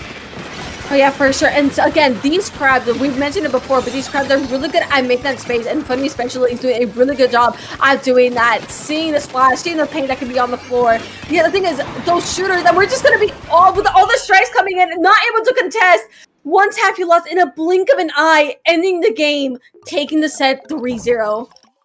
Taking the set 3-0 indeed. This is the set dominantly performed for one tap. You lost. Moving into winners, moving on to it, I believe. I'm not sure how far they're moving up, but it is them moving up surely. Oh, it's semifinals that they're moving up into. Into semifinals right here, moving into the bracket. Honestly, winners bracket is kind of crazy if you ask me right now. Yeah, I mean, let's go take a look real quick on who is going to be fighting in those matches after these replays, actually, because we're going to have to look at how these guys managed to clinch out in the end there. Because, like we mentioned, Celeste just had the most unfortunate stagger without the cooler and then without the special save. And it's just hard when you don't have those strikes to go in. And now those strikes are coming in, but it's too late now. Yeah, and the 3 down at the end, just losing the manpower necessary to try and take that zone. One tap you lost was just able to capitalize off of those small things, those small openings. Again, like Celeste left that left area open, and one tap you lost just absolutely took advantage. And I think that was just the ball that was got rolling to initially just eventually lead to that knockout. So it was a really good job of finding those micro opportunities there from one tap you lost, actually utilizing. Also, their players had just really good mechanics on top of that. I mean, really, really good mechanics. Really, like, slosher players, they are definitely a different kind of people. They have such a strong flick. They have strong locking and stuff. But let's not hold this up too much because semifinals will happen. But let's go take a look at the brackets on who is gonna be playing this out later on. Actually, we can stall a little bit because the winners bracket I think that we're going to be casting is still being decided between Rogue and Moonlight and also BTDX versus Rizogomento. Say it again, Fufu. Rizogomento. There you go. Hey, but there we go. The predictions are Rogue and BTDX is going to be moving up, but I have high hopes for Rizogomento at the moment. They were cooking in that stat. They were cooking with that coolerless comp. It looks like they are 2 up right now as well, so they're pretty much one game. It would be an upset as well, but they did cook last time. We saw that happen. Honestly, I'm very excited to see the teams that are going to be moving forward because we have been seeing incredible talent running along our brackets during this cast so far. Yeah, and then let's go look at the losers bracket real quick that we're gonna be hopefully follow through after winners finals. So currently it's still in the round 3 of most things, but Moonlight did just get bumped down into the losers round 5 now. So it would be BTDX moving into the casting set. But before then, the Kitten Squad and Healthy Diet Food Groups is going to duke it out as well. But we can also see Flop Nation just now is moving in towards the round 3s, fighting against Foams edition 37th. But they're still just like fighting each other in the most closest way possible in this tournament. So many close sets right here, and because they're 1-for-1 as well. So like honestly, we've been seeing nothing but crazy stuff already here on stream, and honestly, it's gonna get even crazier. And you guys are gonna be in good hands. You guys are, it's gonna be so good, lady. It's going to be really, really good because we're going to be passing the mic onto NM and Pat to be casting the next couple of games here. So that will be us here setting off the mic because Fufu, where can the people find you? The people can find me on Twitter at @SplatFufu. As you guys can see a little bit below, just right there. There's my ad. You guys can find me over there for some art and some backline shenanigans, and of course the commentary here on the side. But Lila, that was amazing. Where can the good people find you today? You can find me on X, twitter.com, whatever you call it, under the handle right there, Lila Respiscope, like right there. Over there. You can find Fufu's over there. You can find Fufu's over there. Right here. Like right here. Yeah, that will be us signing off from In the Zone, presented by Apple Productions. And big shout outs once again to Brownie to be casting this whole tournament. So, thank you so much. This has been me and Fufu, and we're going to pass the mic to NM and Pat once again. So, see you guys.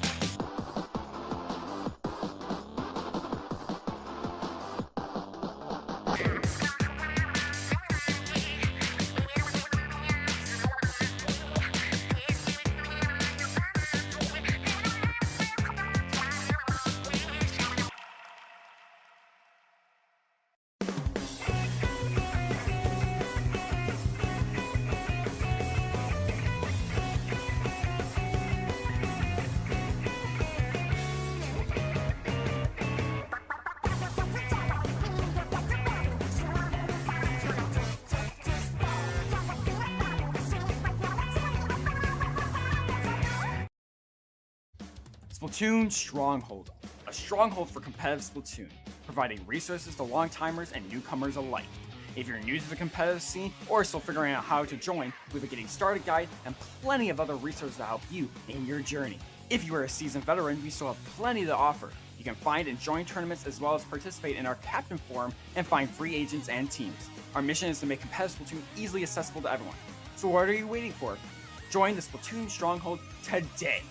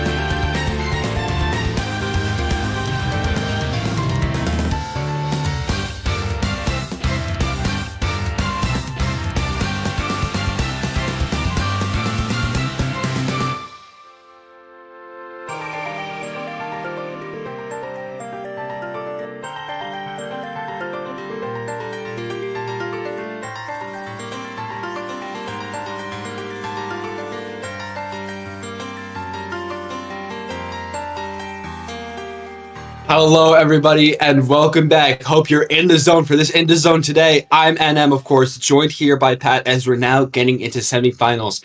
If you haven't been paying attention to the bracket, what has happened is Bet, that was seed 3, was thrown over by members such as Tiddly, Aloha, Punchy. Those characters are going to be fighting up against Rogue. So we're going to be seeing how that's coming up with Rogue. He's got like Gray, Obito, Scar, a bunch of like very solid European players. But of course, let me stop getting ahead of myself. I'm here with Pat here as we're getting into this set today. How's it going for you, Pat? I'm doing great, NM, and it's been an awesome tournament so far, and we're about to see some of 8 of the best players in Europe fight it out to make it to winners finals. What better to ask? And it's on zones only, where these top players, they love playing on zones, and here we are in the Splatfest team of the maps. We're going to start on Sturgeon Shipyard. It's such a weird map. Like in Splatoon 2, it felt different. In this game, it felt like a completely different game. Oh yeah, it feels so different. Mm-hmm. I feel like that is probably because of like the specials that we currently have in Splatoon 3 compared to 2. I felt like a lot of the 2's maps I felt like were very strong, like Sturgeon and Manta were some of the best. Feel a lot weaker with how this game plays. But as I'm saying that, we're getting into the match here, and we're about to see the comps rolling out. Some standard stuff. You see a 52 deco coming out from Obito, and we're seeing Aloha coming out with their standard, vanilla Tri-Slosher too. Yep. We're seeing solid comps all around. Yeah, very solid. I love to see Gray coming with the range blaster. That's power, and for zones, it can be pretty risky because if you're alone, you cannot paint the zone. But right now, it's Risorgimento opening incredibly strong, getting pick after pick and forcing Rogue to move back. But Rogue is already back on the attack. They've taken out the Junior, and now they're back onto the zone, back trying to get the splats, and they get 2 right away. That's going to be a very quick zone flip, and now Rogue is in control of them. Yeah, they're already doing really well of setting up the zone. You can see all the members of Rogue now pushing up, trying to make sure that Risorgimento is not able to get back in. Even with Aloha coming out here from up top with these Tri-Sloshes, they're not able to find the picks on the opponents. They're closest to their Inkjet, which could help them out. Definitely seeing somebody on that bottom right there back up as it's Obito. Seeing the Inkjet coming out, seeing the Strikes coming out. Here's the special output from Risorgimento coming through, getting the zone, getting 2 picks, leaving just the 52 and the range left alive as we're seeing this Zeko pin go on the offensive and get a pick on Obito there. That is such a good snipe coming out from them. And they're still going, trying to get this pick on the Zap. Not going to be able to save their splash. And the zone is going to be back in neutral as we see Proma backing out a bit onto this snipe, this spinner here, as they're just trying to make sure they play for life. Still having the zone with Gray trying to push up now. Yeah, Rogue still in control, and right now Rizzo trying to get away back in, finding their mark, and now they have 2 specials at the ready. The crab tank is going to come, he's going to exterminate Gray, and right now all of Risorgimento is back on the zone, trying to apply that penalty, and they at least managed to stop it, but not enough. Rogue is back in control, they're still scoring points, no penalty on them, and Risorgimento, they need to paint the zone right now, and Yeah, no, Pat, they need to go on this zone. They have the bubbler out here right now. They're able to paint it, but Obito is still in mid right now. And with a weapon like the 52, is going to be able to decimate the competition, leaving only the Zeko Fin in mid as Obito comes up from behind them and gets the pick. Okay, well, they managed to apply penalty, but that's all they managed to do. All of Rogue is around the zone, defending it, establishing an absolute perimeter. And right now, Risorgimento has no way in. Aloha trying to get in, but gets punished by Obito. And Obito is looking at that crab tank, not really minding the shots from the crab. That 52 guard is doing wonders. And with 30 ticks left, Risorgimento has 1 push to go now.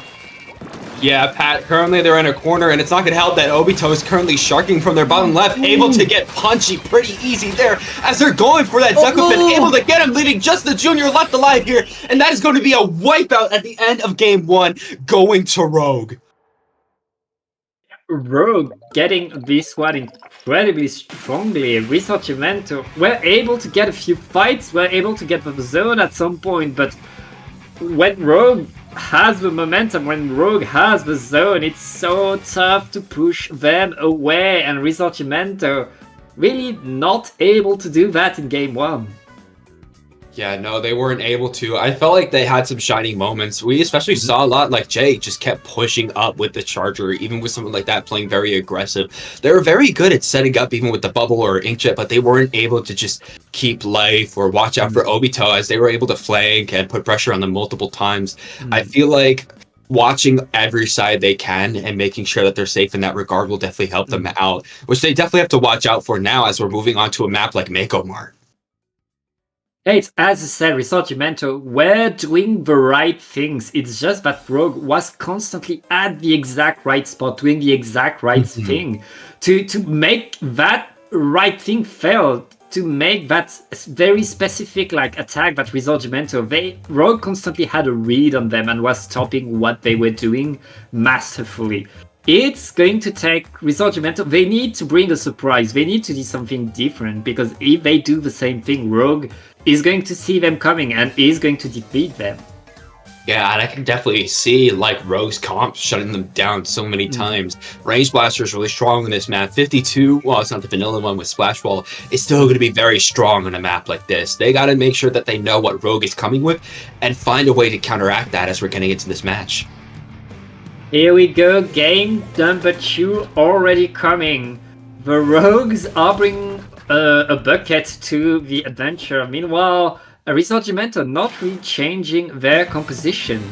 It's, I mean, they have a good comp for this map mode, especially the Tri-Slusher is, well, the Tri-Slusher is down, but it can be so good under the ledges. But right now, 2 down on both sides, but Rogue gets the zone and is punishing that crab tank Punchy. Just dancing around, trying to get away, is surviving as much as they can, but that's not enough. Risorgimento with the strikes are able to paint the zone and get it, but they still need to push Rogue away. Yeah, they need to push Rogue away right now as Scar is up on their stack, trying to get the pick on the try, able to get it. The Crab alongside the bubble combo is trying to push him out, gets the pick on Scar before shredding that bubble in return, leaving the zone in a bit of a neutral right now, but the cooler is coming out, Pat, from Rogue's side. We're seeing the Wavebreaker coming out, and Obito is already on the offensive, trying to pick off Jay, but they're trying to hold it together before jumping out, as Obito is just going to shark here, and now they're going to be going on a full-on flank offensive. And Rogue, look at that, just complete menace. Gray is pushing everybody back, and now Obito in the spawn doesn't need a splash ball to stay alive. Even though Obito's on the fire from everybody from Risorgimento and getting away with it still. Right now, Rogue has bought themselves so much time, just 30 ticks left, and they win this game. Risorgimento, they need that push, they need to get in.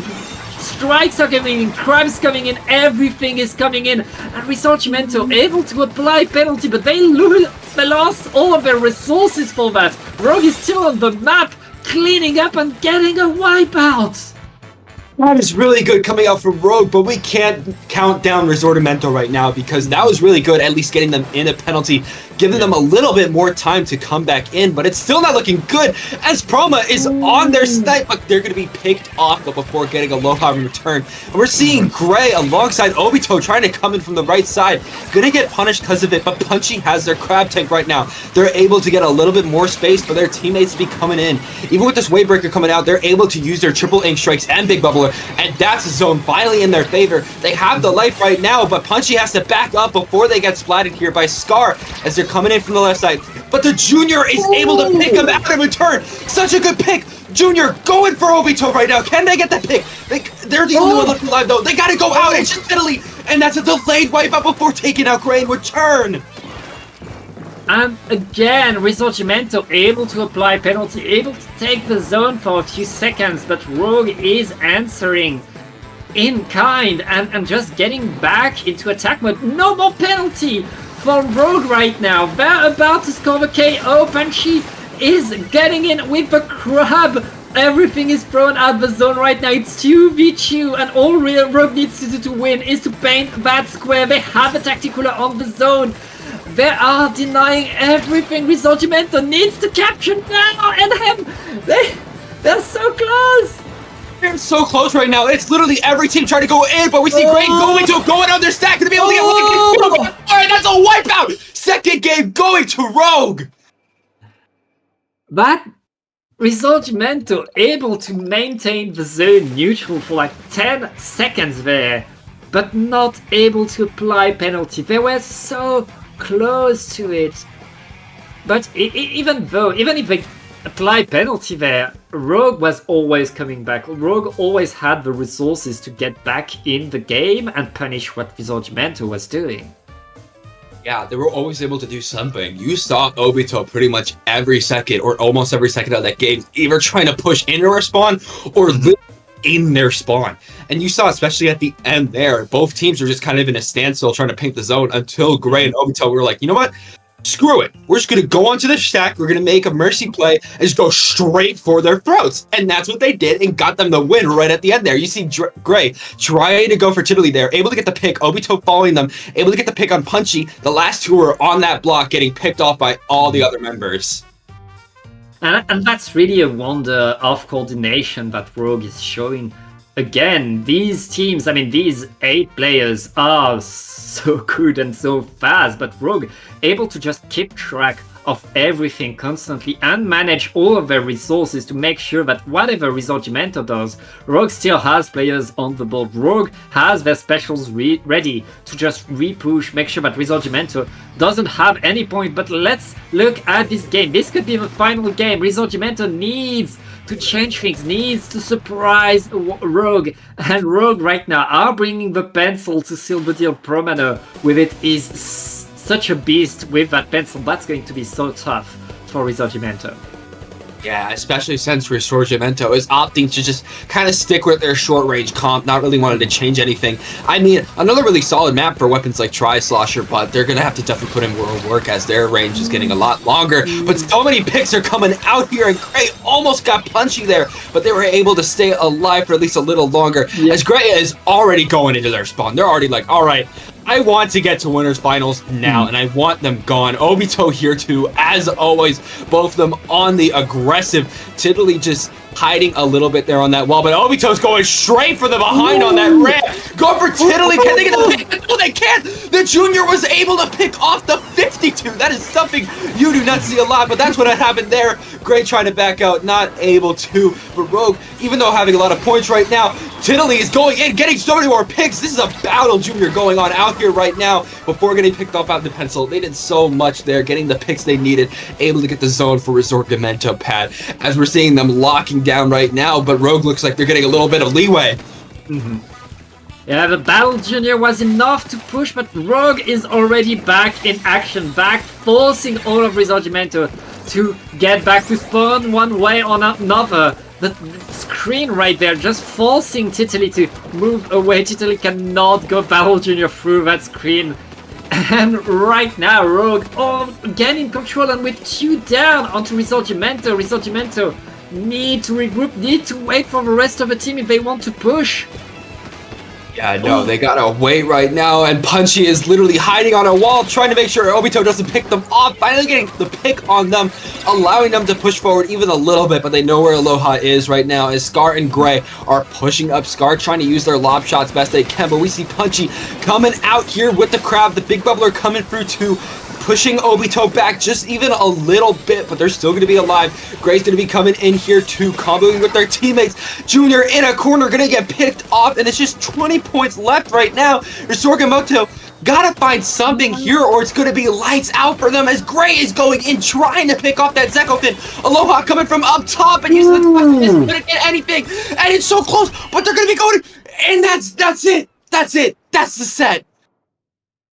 And that is game number 3 and set in power from Rogue, showing what they can do when they have momentum, how they're able to never move back, never give any ground to Risorgimento. Really, like, Rogue just played perfectly. Risorgimento played incredibly, but Rogue played perfectly in these 3 games. No, you just saw them, how much they wanted to push up, how much they wanted to fight.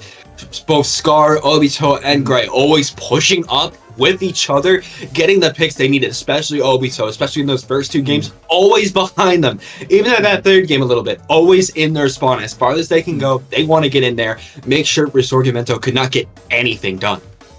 Yeah, and the second there was any breathing room on the side of Rogue, both Obito and Gray were locked in, going forward into that court, making sure that they would apply maximum damage, that they would get into the fight as early as possible.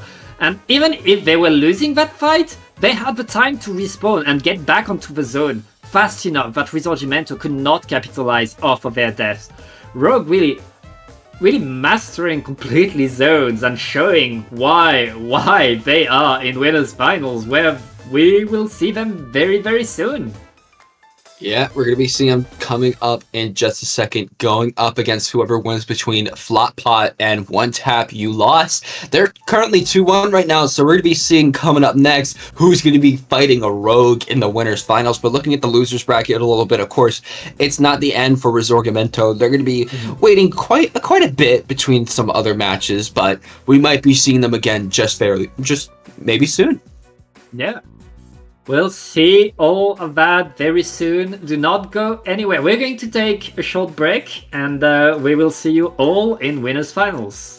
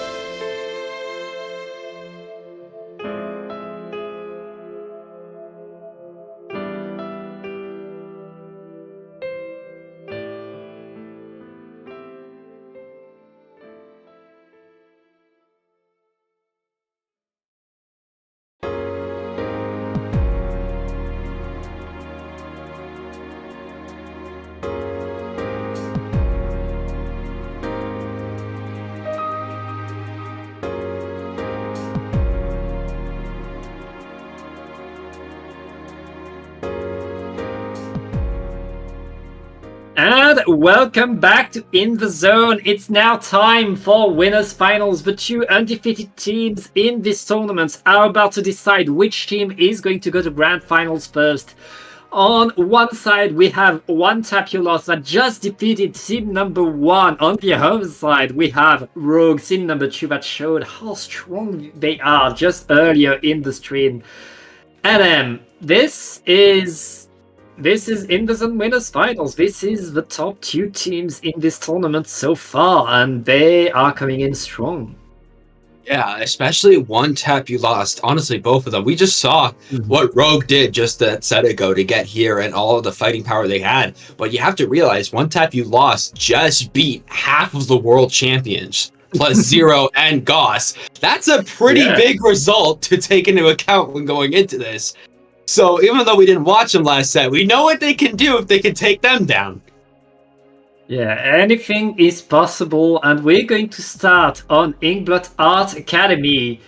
And yeah, that's a good start, a classic one, and I expect to see the pencils come from both teams probably, because like range, if you're able to put a good range option on top of this map, you are golden. Yep, and here come the comps, pretty much sticking for the same thing for Rogue. And on the side of One Tap You Lost, we see that pencil coming out there. Pretty much a little bit of a mirror comp, but we have a splash instead of a Rage Blaster. We got the vanilla instead of the Deco 52. Yeah, lots coming, and here comes One Tap You Lost already losing one player, and Rogue is in orange and getting the zone already establishing some control. Already getting started here. We're seeing Toddy going to be picked out before Obito is already trying to aggress with this cooler buffs here alongside Scar. They're just opting to be under this ledge, using their ledge shots to their advantage as Funny is running this crab out. They're down to the 50s, but Scar's got to back up. The Killer Royale, the triple A strikes are flying out. Killer Royale from the side of Rogue, and we're seeing this 52 going on the offensive, but Scar knows exactly where they are, trying to get the pick. They're tagged right now, trying to jump back up. They're going to be able to, leaving Rogue still in control as One Tap You Lost are starting to find a way in by getting the pick on Obito, but it's not going to get much more than that. And Rogue, again, not minding being pushed, not minding people painting their zone as long as they stay around it. They stay in control of the game. And One Tap You Lost still struggling to get out of their side of the map, trying to get onto that zone to paint it. Rogue still in control, the strikes just delaying any push coming, but now with Grey down, and at least One Tap You Lost is able to get onto the zone, but they need to paint it right now. Rogue able to get the zone back, no penalty applied with 20 ticks left. Rogue is looking at a quick victory if One Tap You Lost is not able to apply. Okay, they're finally able to do it, and yeah, they were finally able to put their paint onto the zone pad here as Obito, Scar, and Gray are starting to get back into mid here, but only Obito and Scar are left alive as the others are going to be picked off, and we're seeing One Tap You Lost trying to aggress. Both 52s getting picked off. Vantar going to be picked off by Scar in a slosher battle here before they get picked off themselves. It is a fight club going on down there as we see Gray trying to get the pick on Sko, not able to do it. They're going to be staying alive for a little bit longer, painting for cooler for another day, as here it is for One Tap You Lost. Funny single-handedly keeping the other members of Rogue out of the zone right now, as Promino is trying to get some paint from this snipe, able to get it in congestion, as all the members are going to be pushing up, but we're seeing Toddy getting the pick on Scar, literally in their spawn right now. And right now, Rogue, they managed to apply penalty, but they didn't manage to take control. One Tap You Lost is still around the zone. Rogue still able to paint, but able to get back in there. And Obito and Gray already getting in, already getting the splats, and with 3 down onto One Tap. 3 down. Rogue right now, not wasting time cleaning up and getting full control. Yeah, right now, Pat, it is full orange on the zone here as they're trying to be pushing up onto the plat of one tap you lost. Obito throwing out their splatter color screen, giving a little bit more sneaking power as they're trying to get in there, but the crab tanks are coming out. The triple ink strikes are coming out. 2 down, though, on the side of one tap you lost, even with that nice Obito pick. Bunny's trying to get the pick on Gray, but Gray is able to take him out. It is just a Snipe Rider up there. Going to be able to take out Gray, trying to get some paint, but there's not much time left, Pat. They got 5 seconds left on the clock to put it into neutral. Can they do it? No, they cannot. Rogue getting that first game.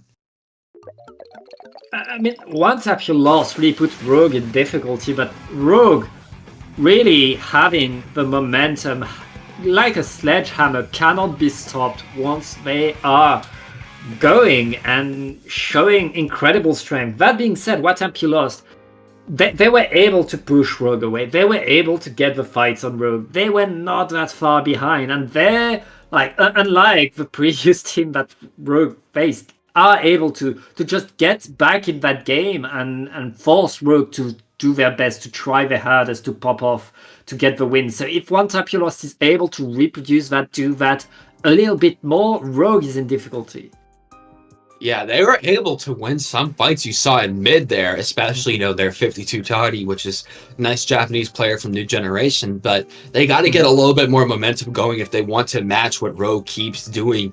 All 3 of them aggressing, fighting with each other, even trying to solo the members of one tap you lost in some situations there. They got to match that power. And on a map like Mahi Mahi Resort, they might be able to do that, especially considering they are comped. They're just going to have to make sure that they play with each other well and that they keep pushing and keep aggressing on the members of Rogue, putting them in a little bit of a back foot.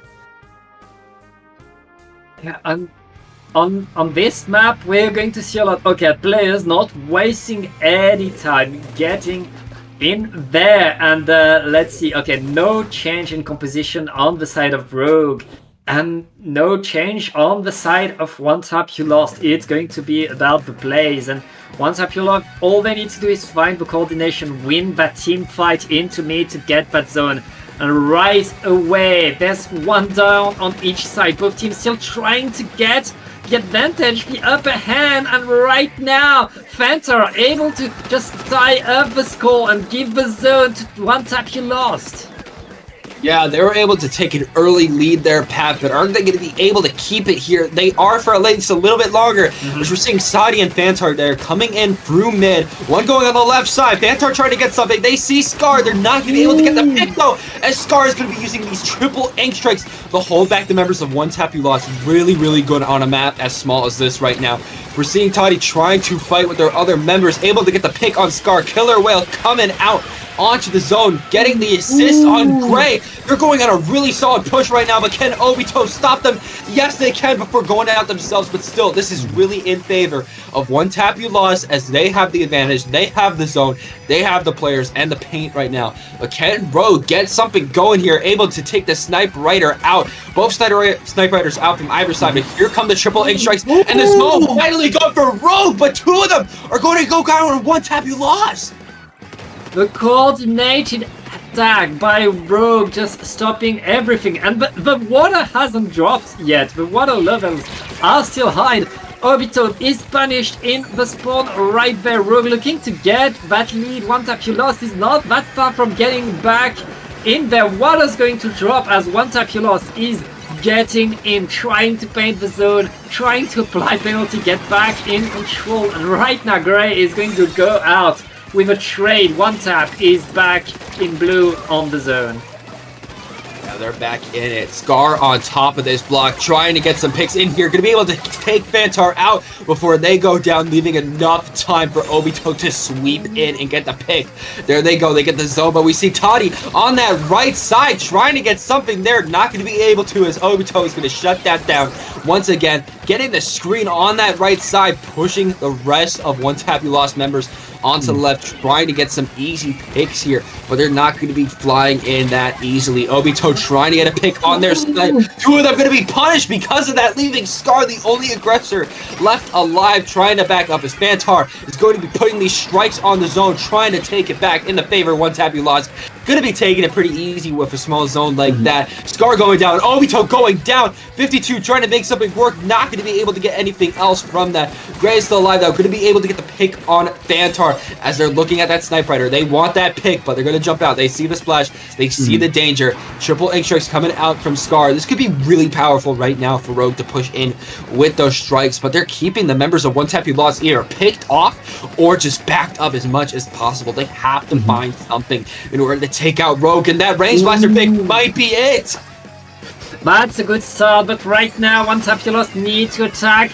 The strikes are going to go towards the zone, trying to paint it, trying to delay, and they're able to apply penalty and getting 2 picks with that, punishing Obito there. This is finally One Tap You Lost back in control of the zone, back in control of the whole map.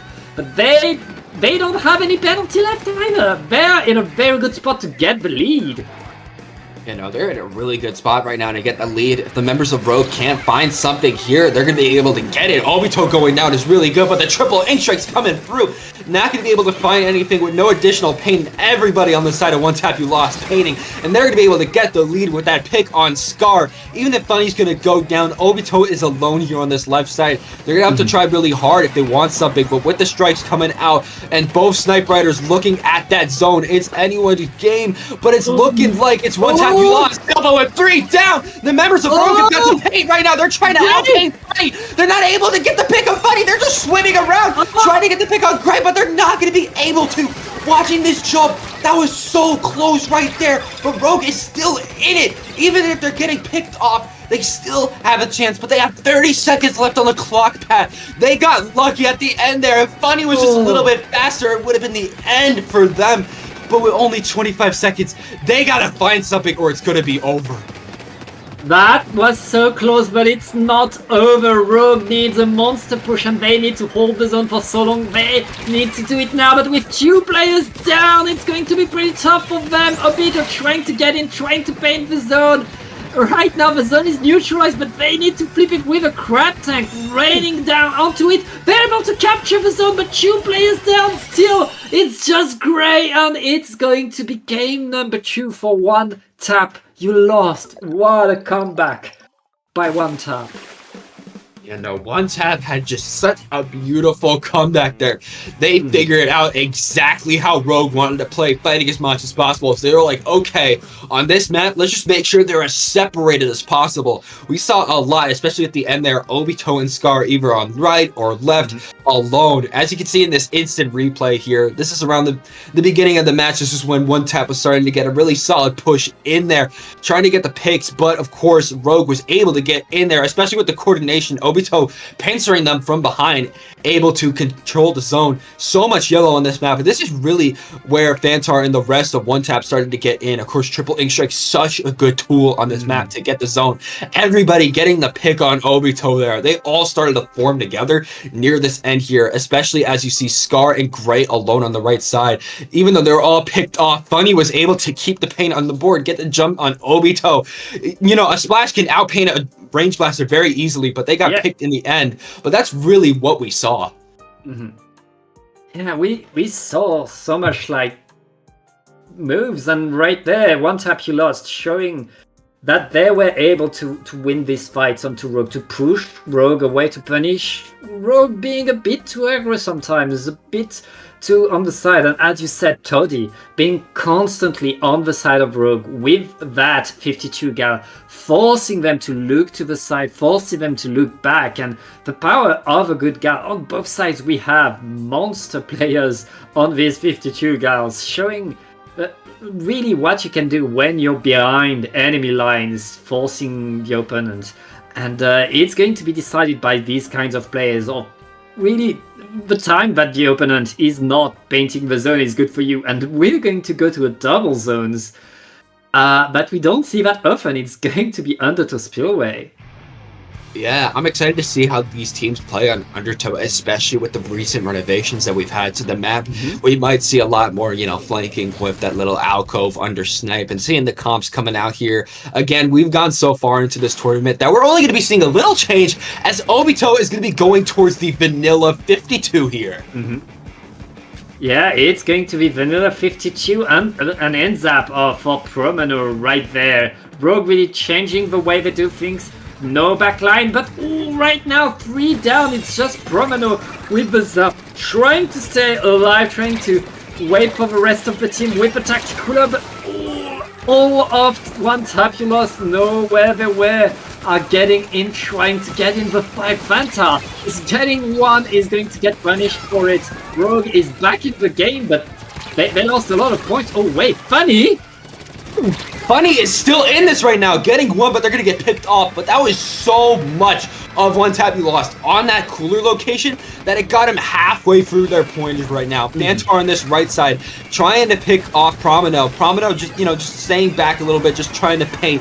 Triple ink strikes coming out. One tap you lost is just aggressing right now, but with 2 down, this might be the chance for Rogue to get back in there. Scar coming in on this right zone, trying to get the picks, but jumping out, trying to keep life for a little bit longer. And the zone is finally in favor of Rogue as Obito is coming in here, getting the trade on Fantar as they wanted, getting the picks. That's Toddy going to be going down. This might be a reverse with Rogue in control right now, but with Gray going down, it's going to be a little bit harder. Funny trying to come in from up top on Obito, not going to be finding the pick and going to be picked off by Promino instead.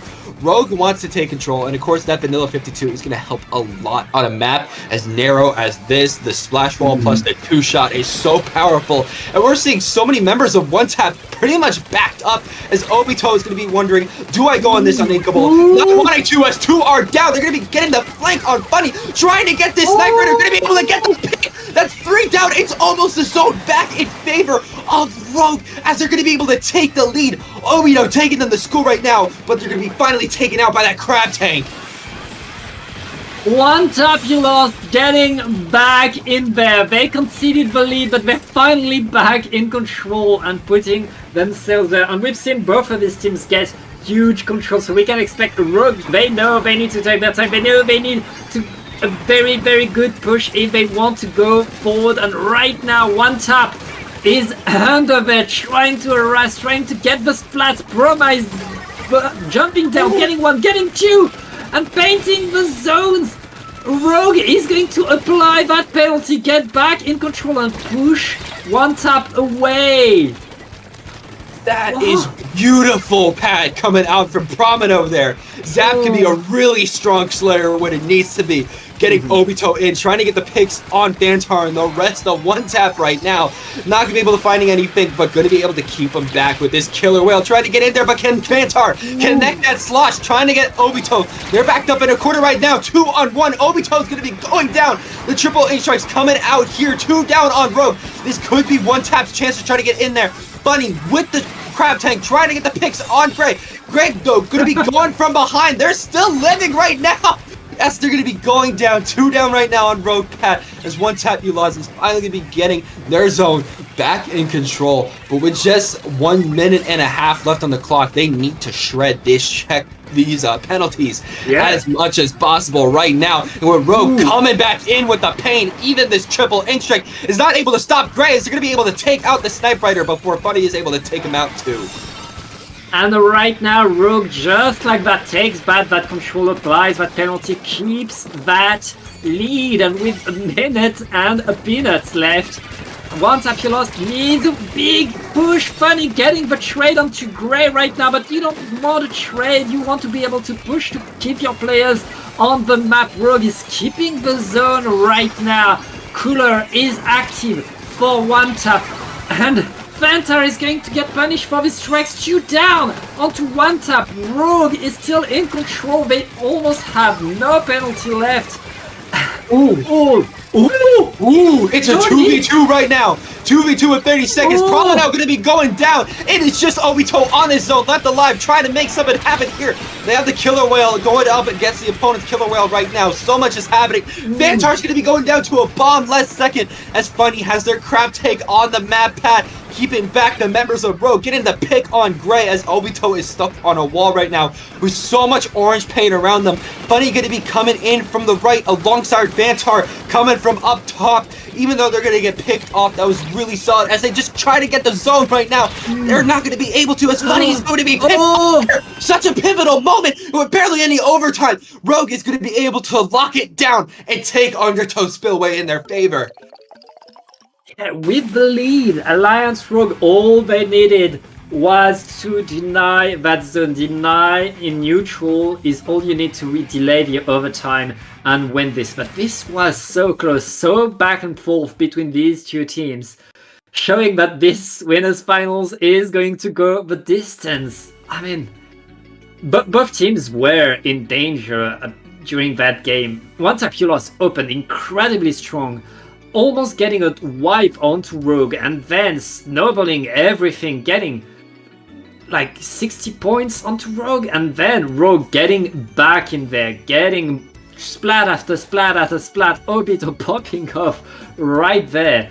And from then on, it was about Rogue keeping that lead going, making sure that they would apply penalty whenever they needed, and Promodo showing again that yes, Venzap is a support, but in the right hands, that support at any time can become a slayer and ruin your day. No, especially with the cooler buffs and those recent buffs we had to Enzap, it can become a monster when it wants to slay. As Promino was showing just how much power it had, but with so much back and forth now, we're still in these winter finals here, as we're going to be going up to Ship-Shape Cargo Co., which is definitely going to be a lot more of a fight-heavy map, even though we saw so many fights on Undertow. I can imagine the snipes and some of the fight clubs down there are going to be absolutely monstrous, especially with how both of their 52s are playing right now. Oh yeah, for sure. These 52s are going to have a field day. We're back to a much more open map, a bit more flat map, so we'll probably see things that, like we saw in Mahi Mahi, a bit more range, a bit more like team fights on the flat ground, and probably the Bensel's going to go back from Rogue. Oh, yeah. They're probably going to want to go back to Pencil. You know, Undertow's way more of a short-range map. Yet, we're seeing the Pencil coming back out. Obito going back on the Deco. But we're seeing Toddy still on their Vanilla 52. Both teams going back to more of their usual comps. They're tried and true, not really Undertow specializing. Yep, and here we go back to the opening. Toddy's trying to get beyond the zone. He's going to get Scar right there, and all of One Tap is getting in, getting splat after splat and pushing all of Rogue away. Point for One Tap. They have control over the zone, NM.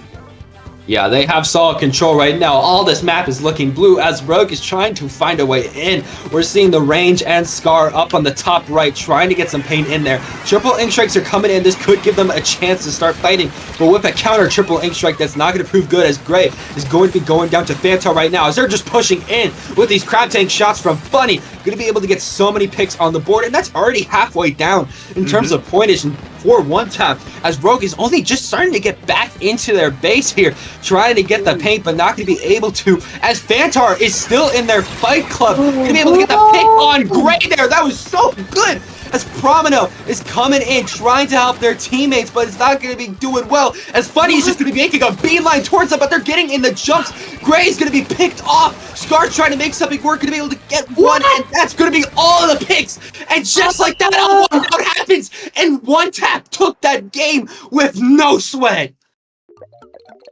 Every game Rogue wins, One Tap just answers so strong. What a game! Everything went their way, and Rogue had no answer. Rogue didn't know what to do, didn't know how to push on this map, didn't know how to stop what One Tap was doing, and Fantar just dancing around under the ledge. Funny getting this extra pick onto Gray and forcing what's left of Rogue to just jump into their death. That was just dominance right there. Like, if you show me that game, I do not believe the rest of the set happened. Because that was only One Tap you lost. Yeah, Pat, especially I think we got to owe it to that Fantar Funny combo. We saw that, like, Fantar never left that Fight Club on left. They were constantly picking off Gray or Scar, pushing in on the Snipe Rider, trying to put lob shots on them. And if they weren't able to get the pick alone, the Crab Tank coming from Funny or some Burst Bomb combo with Splash was able to finish the job. That was really good coming out from both of those members, as they were able to pretty much push all the way into the literal spawn of Rogue, as we're now getting into map like Humpback Pump Track. This is definitely a map we're going to be seeing a lot of triple ink strikes fly. We're going to be seeing a lot of specials coming out from both sides. If you remember Splatoon 2, I'm so happy that Tenet Missiles is not good in this meta, but triple ink strikes is another story.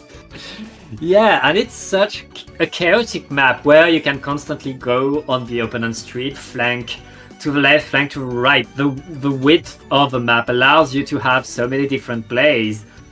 Right there, it's about getting that ground. There's going to be a lot of space, and again, lots of space to prepare these strikes and throw the strikes at the zone to flip it any second.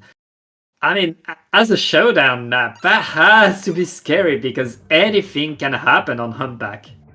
Oh yeah, no, anything can happen. I imagine these sloshers, and especially the 52s, are going to be going absolutely crazy, especially with like a short-range AoE map like this. It is going to be a monster for this winter finals tiebreaker we got going on right here, ladies and gentlemen. Yeah, here we go. The only change I think is Promano getting back to the zap. The rest is locked into their weapons. It's all about the players. All 8 of these players are so good, and that's already a pick onto Toadie. And Rogue getting chewed down onto one tap. That's a huge opening. They're going to get the zone, and they're going to get lots of control. And look at that, Obito already running in with the curling bomb, trying to go for a fight. Yeah, Obito's already in their spawn and gets the pick on Fantar. Yeah. Trying to make something more happen here, Pat, as they're just trying to push in with their screen. To be able to trade with Funny alone there. That is going to be really, really strong for them. As it's just Fantar and Sko left on the plat here, trying to get some paint. Funny trying to push in. They have their crowd ticket at the ready, but Obito is already back trying to make something happen. Dropping down, but we're already seeing what Obito's trying to do. Get in their spawn as much as possible with no hesitation. And with 2/3 of the score down, Fantar is going for a beeline, but is going to get punished because of that. As you just Toddy down there, trying to go on that snipe on right, not going to be able to find anything as Obito is still in their spawn, trying to distract the members of One Tap You Lost, but is going to get punished because of that. With just few seconds left on the board, they're trying to get the paint, but it's not going to be able to, as Rogue is going to be answering back to that ship-shape game. Obito staying in their spawn, literally pitching up a 10 and taking the set, winning the winners finals for Rogue. Gonna be waiting for Grands finals now. I mean, Rogue were pissed. Rogue didn't the previous game, and they wanted revenge. And revenge they got. Just Obito getting in and never getting out of there, being an absolute nuisance, using that screen perfectly to just maintain that pressure, maintain that threat, and getting back in there just for extra splats, for extra threats. Rogue just dominating that game, getting into grand finals. But One Tap You Lost, I mean, they were able to do that to Rogue just one game ago. They were not that far behind. They will be in losers finals. We will see that after, but first, NM, I think we have to see a bit of the losers bracket, which is a bit behind. Yeah, we're going to be having to see a bit of the losers bracket coming on here right now. We do have round 6 starting to get some matches in. Well, now it's round 7 starting to get some matches in, as we're going to be waiting on both of those. So we're going to be casting one of them. But either way, we're definitely going to be seeing the semis and the finals for losers bracket here tonight. But either way, that was really good coming out from both teams. I especially want to point out how Obito was the only one to push up into their plat. It was only Obito going up there. That was beautiful, just seeing only Obito taking on a 1v4 and somehow getting so many people off because of it. That was beautiful. Yeah, that's like having the confidence to do that and the skills to pull it off is pretty much the definition of Obito, really getting in, getting these plats, and using all the tools in his arsenal to do that. I mean, the curling to just get back in incredibly fast, the screen to delay to make sure that the opponent doesn't know where to shoot, doesn't know what to expect, and then the Gao to just seal the deal, get the splats. And yeah, you only need one player to do that while the rest of the team just cleans up on the side, make sure that everything is going smoothly. And I think we're going to go and watch a game right away, Risorgimento versus Celeste. So we're going to have a very short break as we get in the lobby.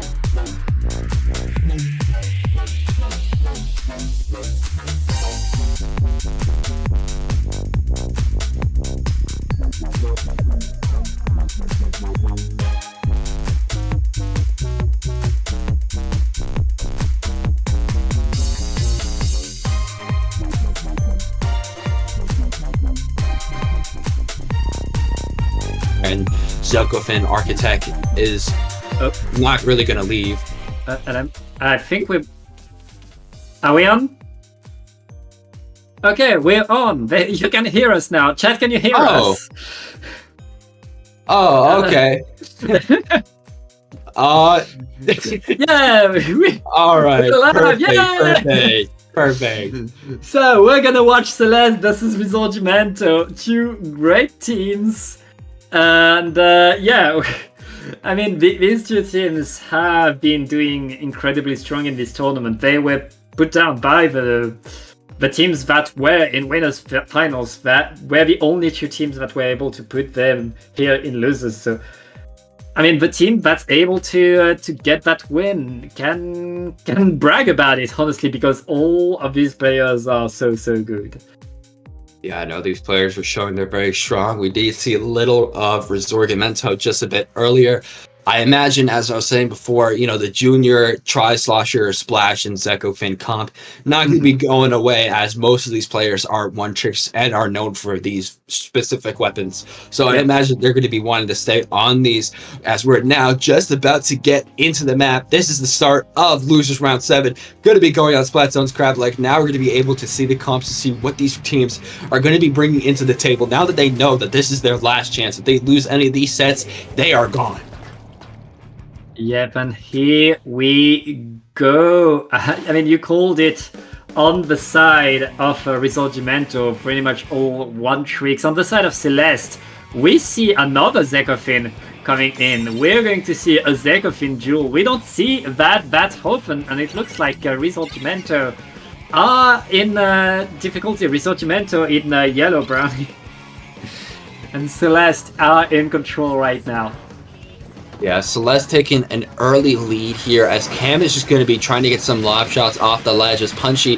They know that somebody's down there, going to be able to get the lob shot pick on that Zekofin, as Mickey's trying to get the pick on them alongside Cam, trying to push in on Punchy. Not going to be able to find it, though, as Cam is going to be opting to back out, as the triple ink strikes are going to be flying in from that Zekofin.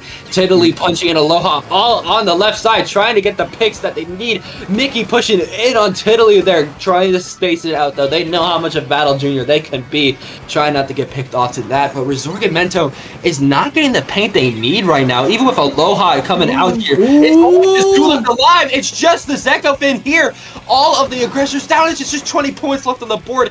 Jay leaving it back here, but they gotta go soon. This triple ink strike has got to put in the work. Oh, but the strikes is finished. Oh, nothing happens, and Celeste stays in control of the zone right there. That's game number 1 for Celeste, and Celeste showing, I mean, why they are seed number 5 right there. They showed right away how much they like to push up. They kept pushing the members of Risorgimento into the corner, not picking them off, but leaving them with just enough to back them out a little bit, keep their distraction up, make sure they weren't able to get in. And that's what we saw. A lot of bubbles were just used from Tiddly just to get their teammates into mid. Let's try to make sure that they got that zone. And the tri-strike, especially at the end there, just kept getting punished. The members of Celeste are here to play tonight as we're going on to Robo Ramen.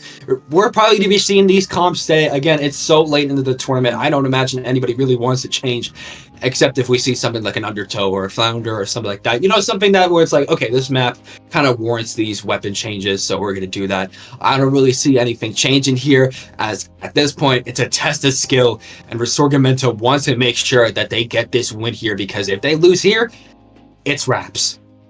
Yes, and this is best of 3. We are in losers bracket. It's do or die. If Risorgimento loses that game, they go home. It's the end of the weekend for them. Celeste, all they need to do is lock in one more game, and here we go. It's time to fight, and Risorgimento, it's last chance for them. They need to get the upper hand on Celeste, and they need to get it now. Yeah, no, they need to get it and out. Seeing the comps flying out here. We're seeing Cam going from the Neo machine to a Slosher. Phoenix staying on that splatter shot. And, of course, Risorgimento keeping to their comp. As always, they know this thing works, and they're going to keep pushing it more and more until it sticks. Yeah, and Nosaka switching to the pencil right now. Keeping the same range as the Zekofin, but having these coolers. But right now, Risorgimento getting the control of the map. Titally is going to be punished by Phoenix, but that's just a trade because of Punchy. Right now, both teams just fighting around the zone. Celeste able to neutralize, but not enough to apply penalty. Risorgimento staying in control of the zone. Oh, well, they were.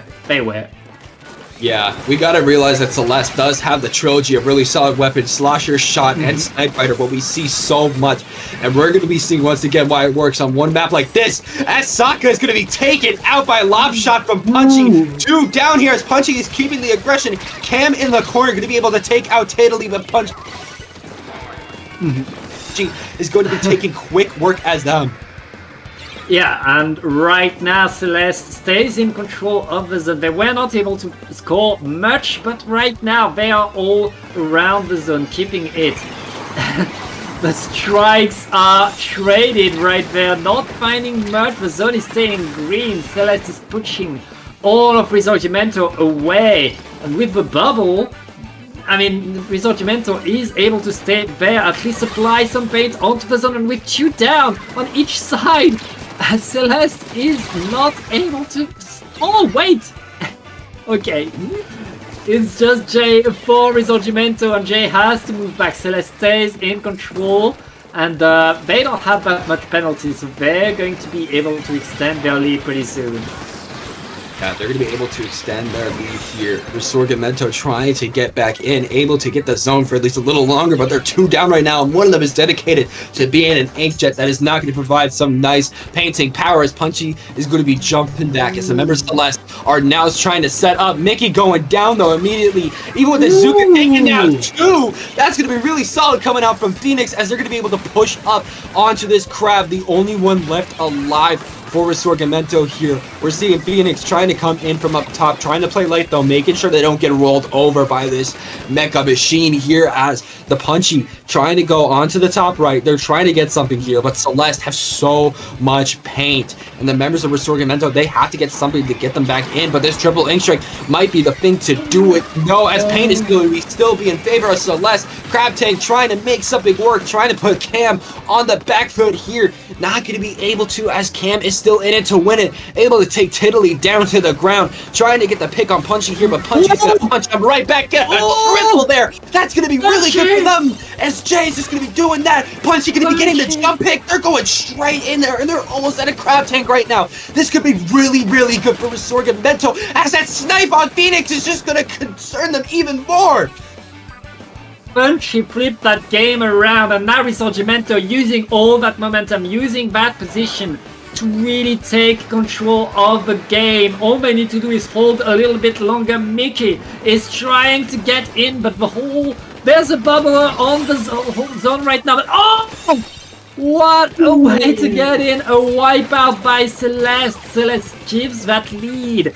And now Risorgimento back to the drawing board. They need to get back in.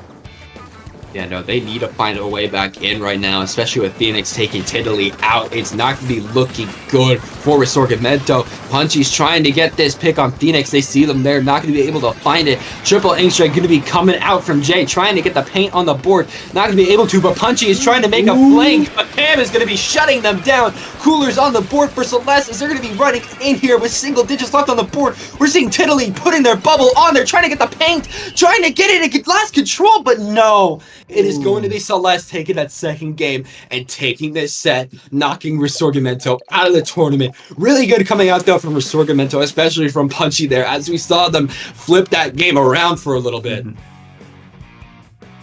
Yeah, Risorgimento able to get back in, but just a little bit not coordinated enough, a little bit too late, a little bit too slow.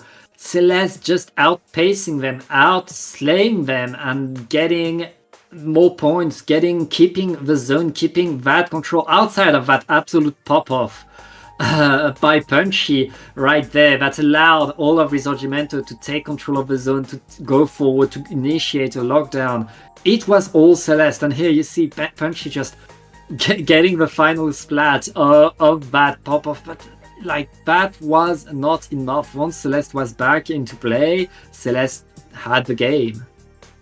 Yeah, no, they had the game there. Once they were able to get back in and push the members of Resorgimento out, they were able to make sure that they had Cooler up there too and just kept pushing. And with that, Celeste is going to be your winners of this round. Great job, though, to Resorgimento, as Celeste is going to be moving on to losers semis, which we'll be watching in just a little bit, as they're going to be facing off against Seed 1, Flop Pot, which consists of Q, Jared, Zero, and Goss. They were put into here in the losers bracket from one tap. You lost. So we're going to be seeing if Flop Pot is going to be making a comeback, a little bit of a vengeance streak, and try to make their way to grand finals, or if Celeste are going to be the ones to take out the top seed.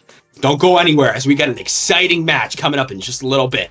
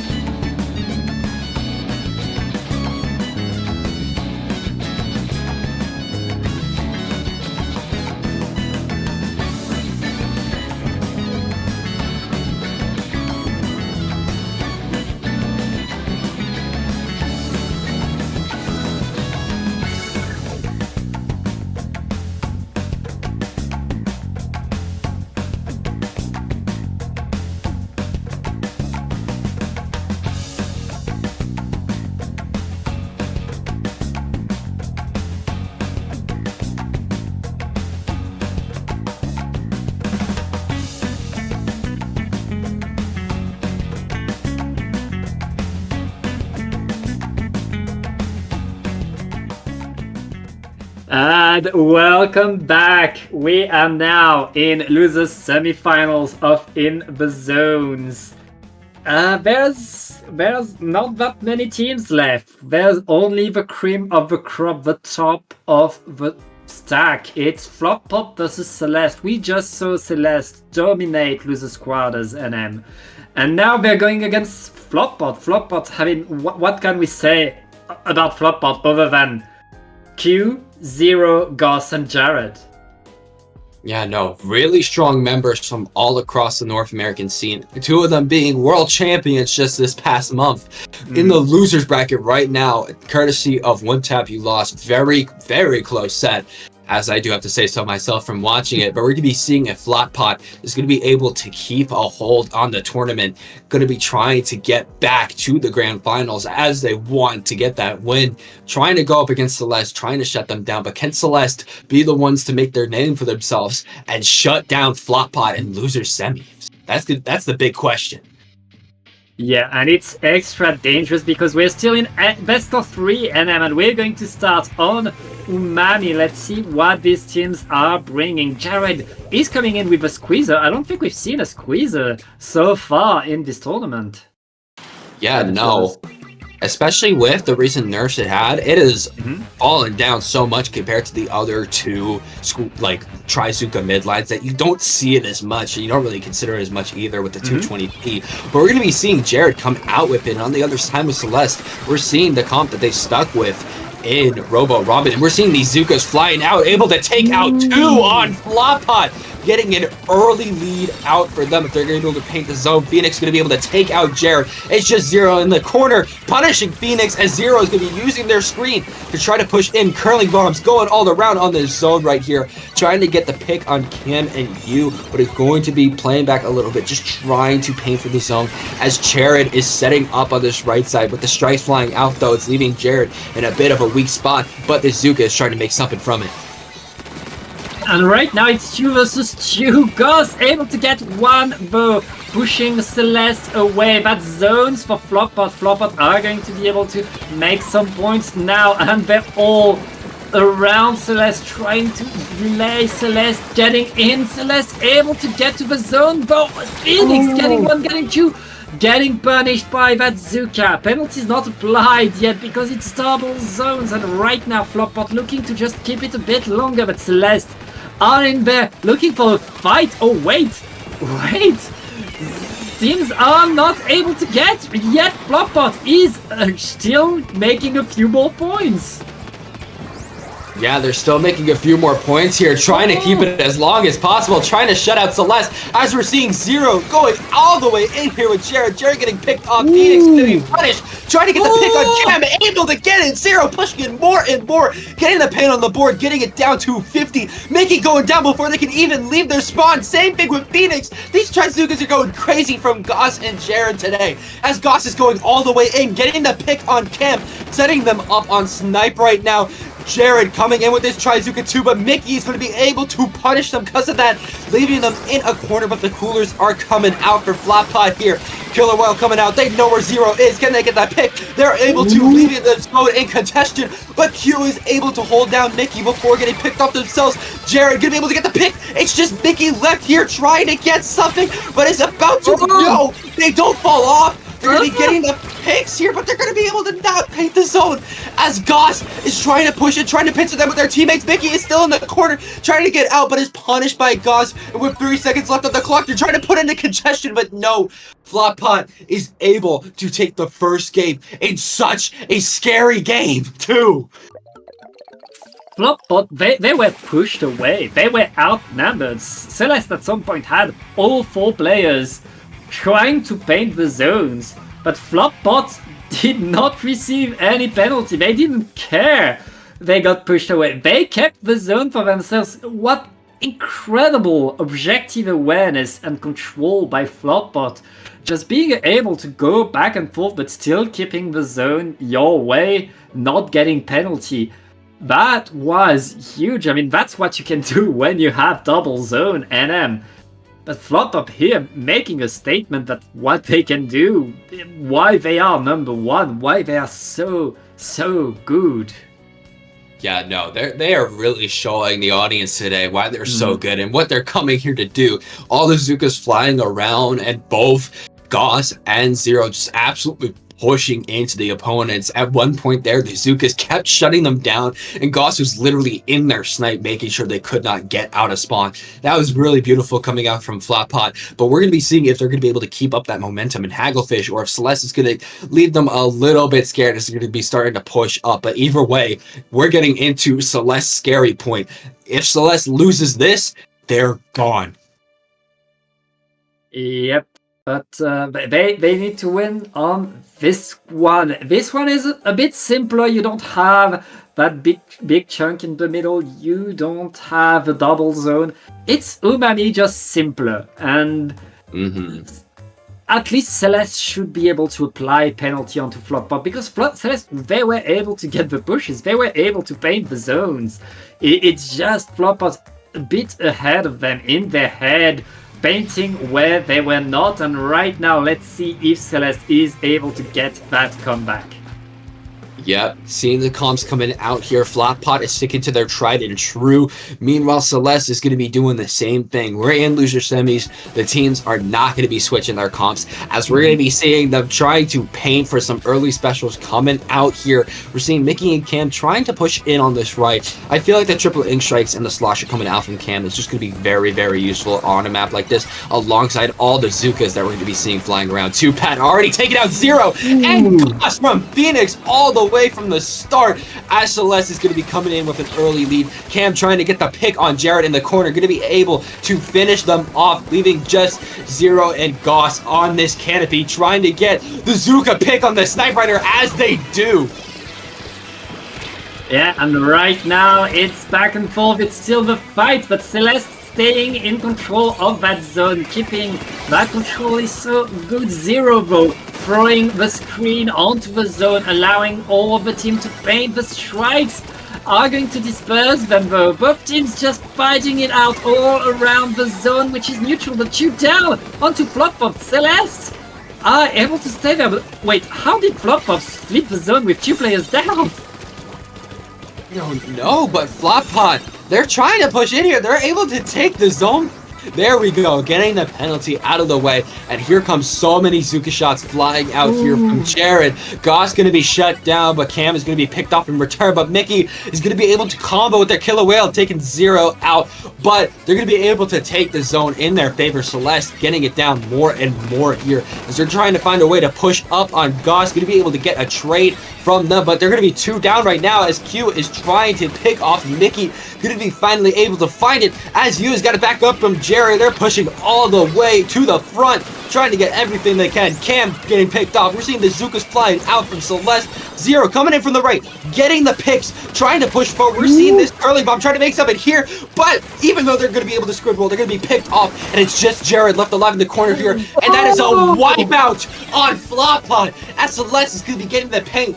They have the advantage right now, and they have the cooler and the jump coming in onto you. Cam and Phoenix going to be able to get back in there. Easy split, trying to get the push up on them again on their platform. With all the members of Flatpot alive and trying to get the picks on them, that is going to be rough to do. But with Goss going down and 0 going down alongside them, that might be something they're able to do, as Q is going to be able to get the paint pad, but not enough to take that zone. But with 2 down on Celeste, it's looking really good for Flatpot to try to take something back. But can the Zuka say something about it? No, it cannot.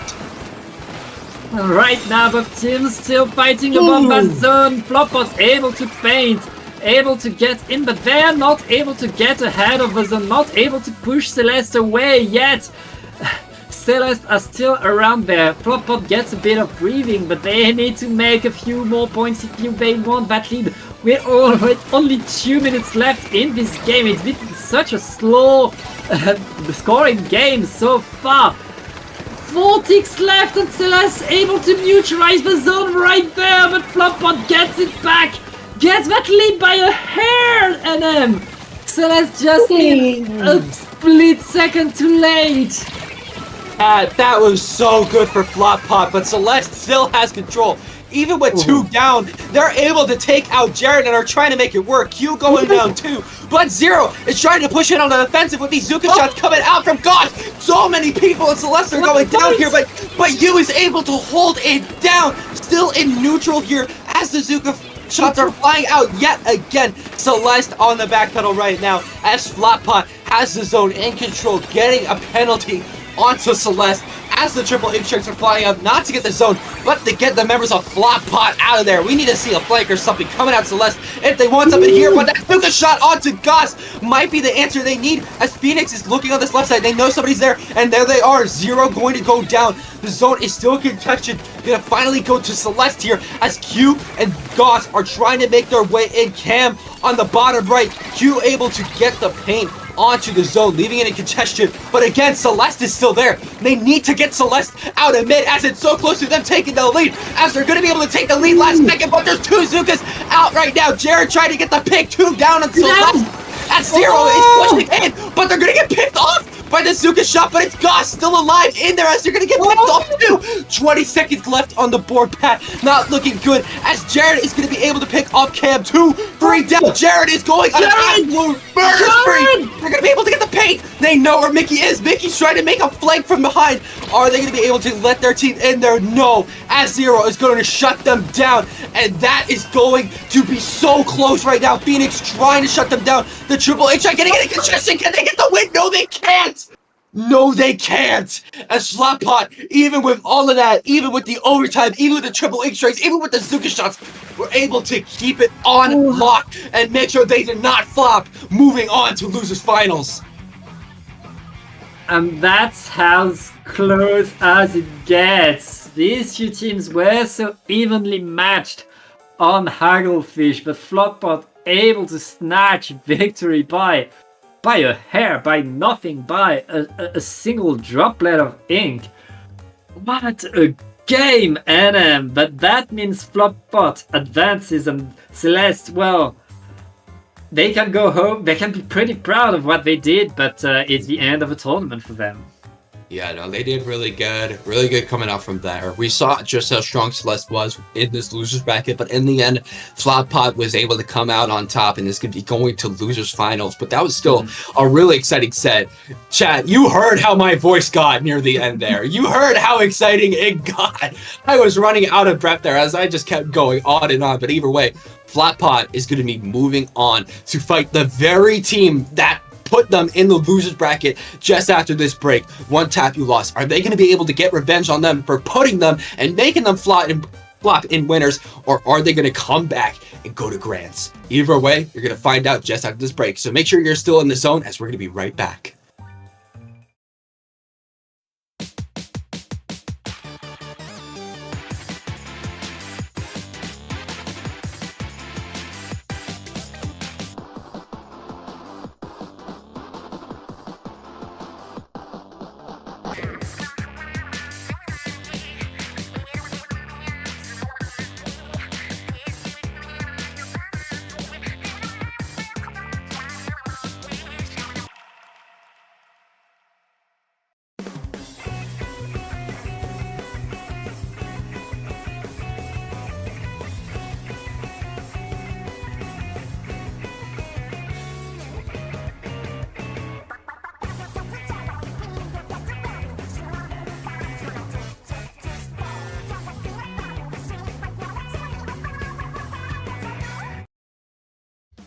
Splatoon Stronghold, a stronghold for competitive Splatoon, providing resources to long-timers and newcomers alike.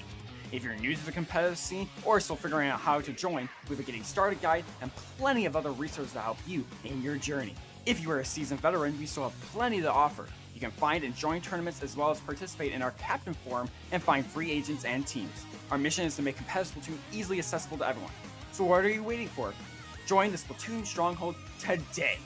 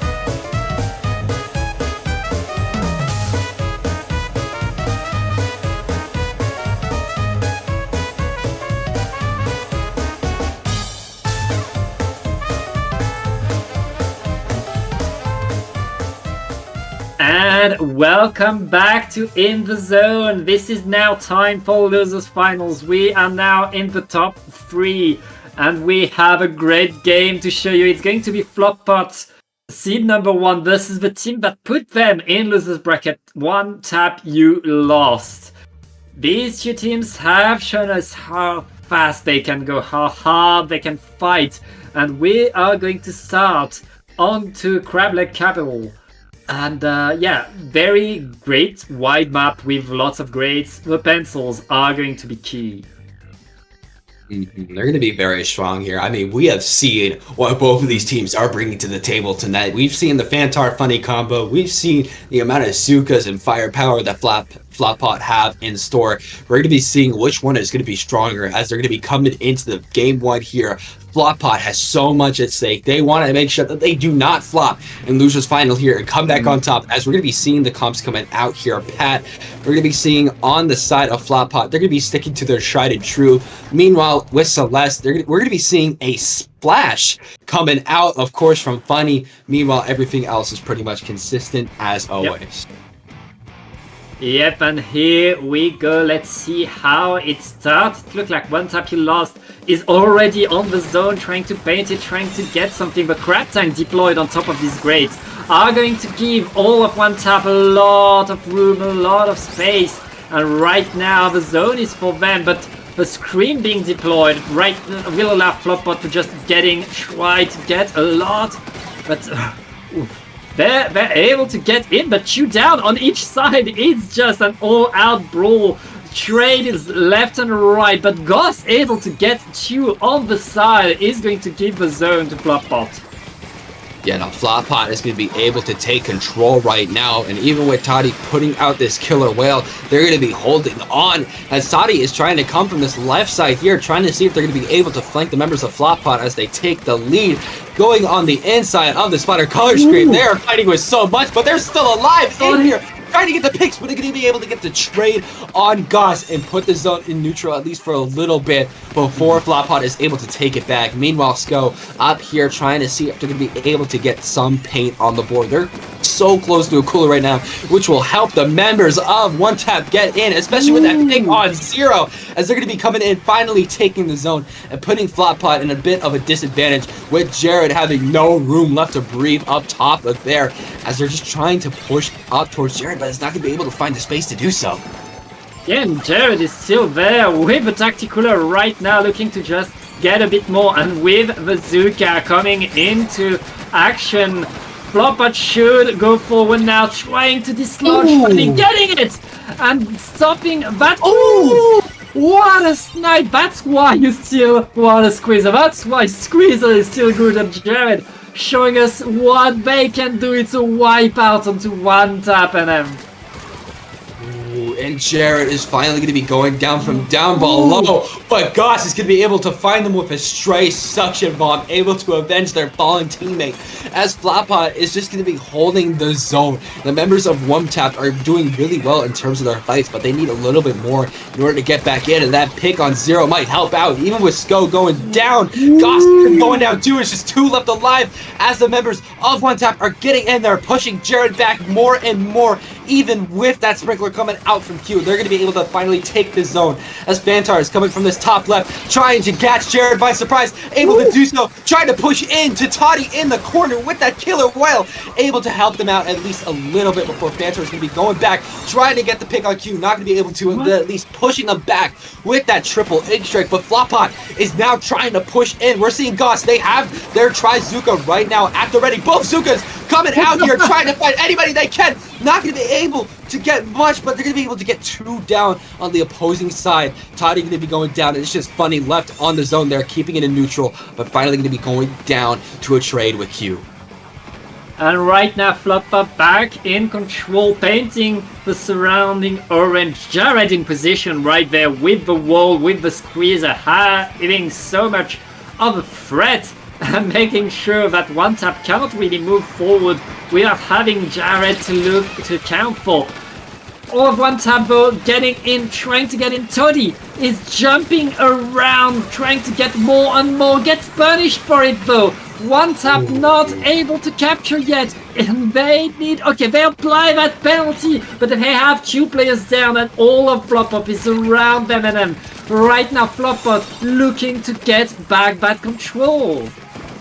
Yeah, they're trying to get it back. Floppot is going to be able to take it with just a minute left on the clock. One tap has got to find a way into the zone, or it's going to be game over for Crableg. As we're seeing Sko almost at their cooler. They have it at the ready. This is the time for One Tap to push up with their specials. We're seeing that triple ink strike flying out from the slosher right here, but Zero is going to be shut down in return, but the Zuka is going to be able to counteract that as Jared is trying to keep the paint. Flopot trying to paint the zone right now, make sure One Tap is not able to get it, but with this crab tank coming out from Funny, that is going to be a hard task to do, but they're going to get picked off by Jared once again. The squeezer putting in the elbow grease, going to be able to push back the Sniper Rider, going behind the slosher, trying to get the click on them, and with that, Jared showed just how powerful the main weapon of Squeezer still is, going to be able to help their teammates take on game 1 and put Crableg in their favor. What a game, especially by Jared, getting so many splats, so many good positions, and really reminding us why that weapon is so good, especially in the right hands. But that's just game number 1, and since we're in finals, in a final game, this is a best of 5, and we're going to see more. And these 2 teams have gone back and forth when they met each other on winner's side. I think it went to a game number 5 when they met. So, like, expect these 2 teams going the distance. Expect more games, expect more splats, because, I mean, anything could happen, and these teams have shown how back and forth they can be, how close they get, and what they have to bring out of the other team. What you have to do in order to win is give it your absolute all. Yeah, that's what you gotta do. You gotta give it your absolute all, especially when you're in losers finals like this. You want to make sure you're absolutely locked in, you're in the zone, and you make sure you get those splats, you get that paint onto the zone, and you're able to help your teammates out with your specials. And that is exactly what we're seeing both of these teams trying to do right now, and I imagine we're going to be seeing that more and more, especially as we're going to a map like Eeltail. I imagine weapons like Squeezer and 52 are going to be feeling a lot more stronger on here. It's such a dangerous map. It's such it can be so painful to play in there. You cannot let the opponent get onto your bridge. You cannot let the opponent push you back into your spawn, because getting out of your spawn is so hard on this map, especially with a zone that is huge, that is so hard just to neutralize. You cannot get locked away, and if one team is able to push the other, if one team is able to wipe the other, that team pretty much has the game in the bag. But here we go, Jared bringing us the other Squeezer with the splatter color screen on the other side, no change in composition. Yeah, Flopot definitely wants to keep that splatter color screen on the comp, especially seeing that what most likely caused that is that Zero wanted to go for the vanilla 52 with that splash wall and killer whale. It's going to be really strong, so keeping that screen is definitely going to help them out with this foil squeezer, as Flopot is able to take out 2 on One Tap already. The Zuka coming out from Goss, trying to see if they can find more, getting an early zone lead right now, as we're seeing Funny trying to come in from up top.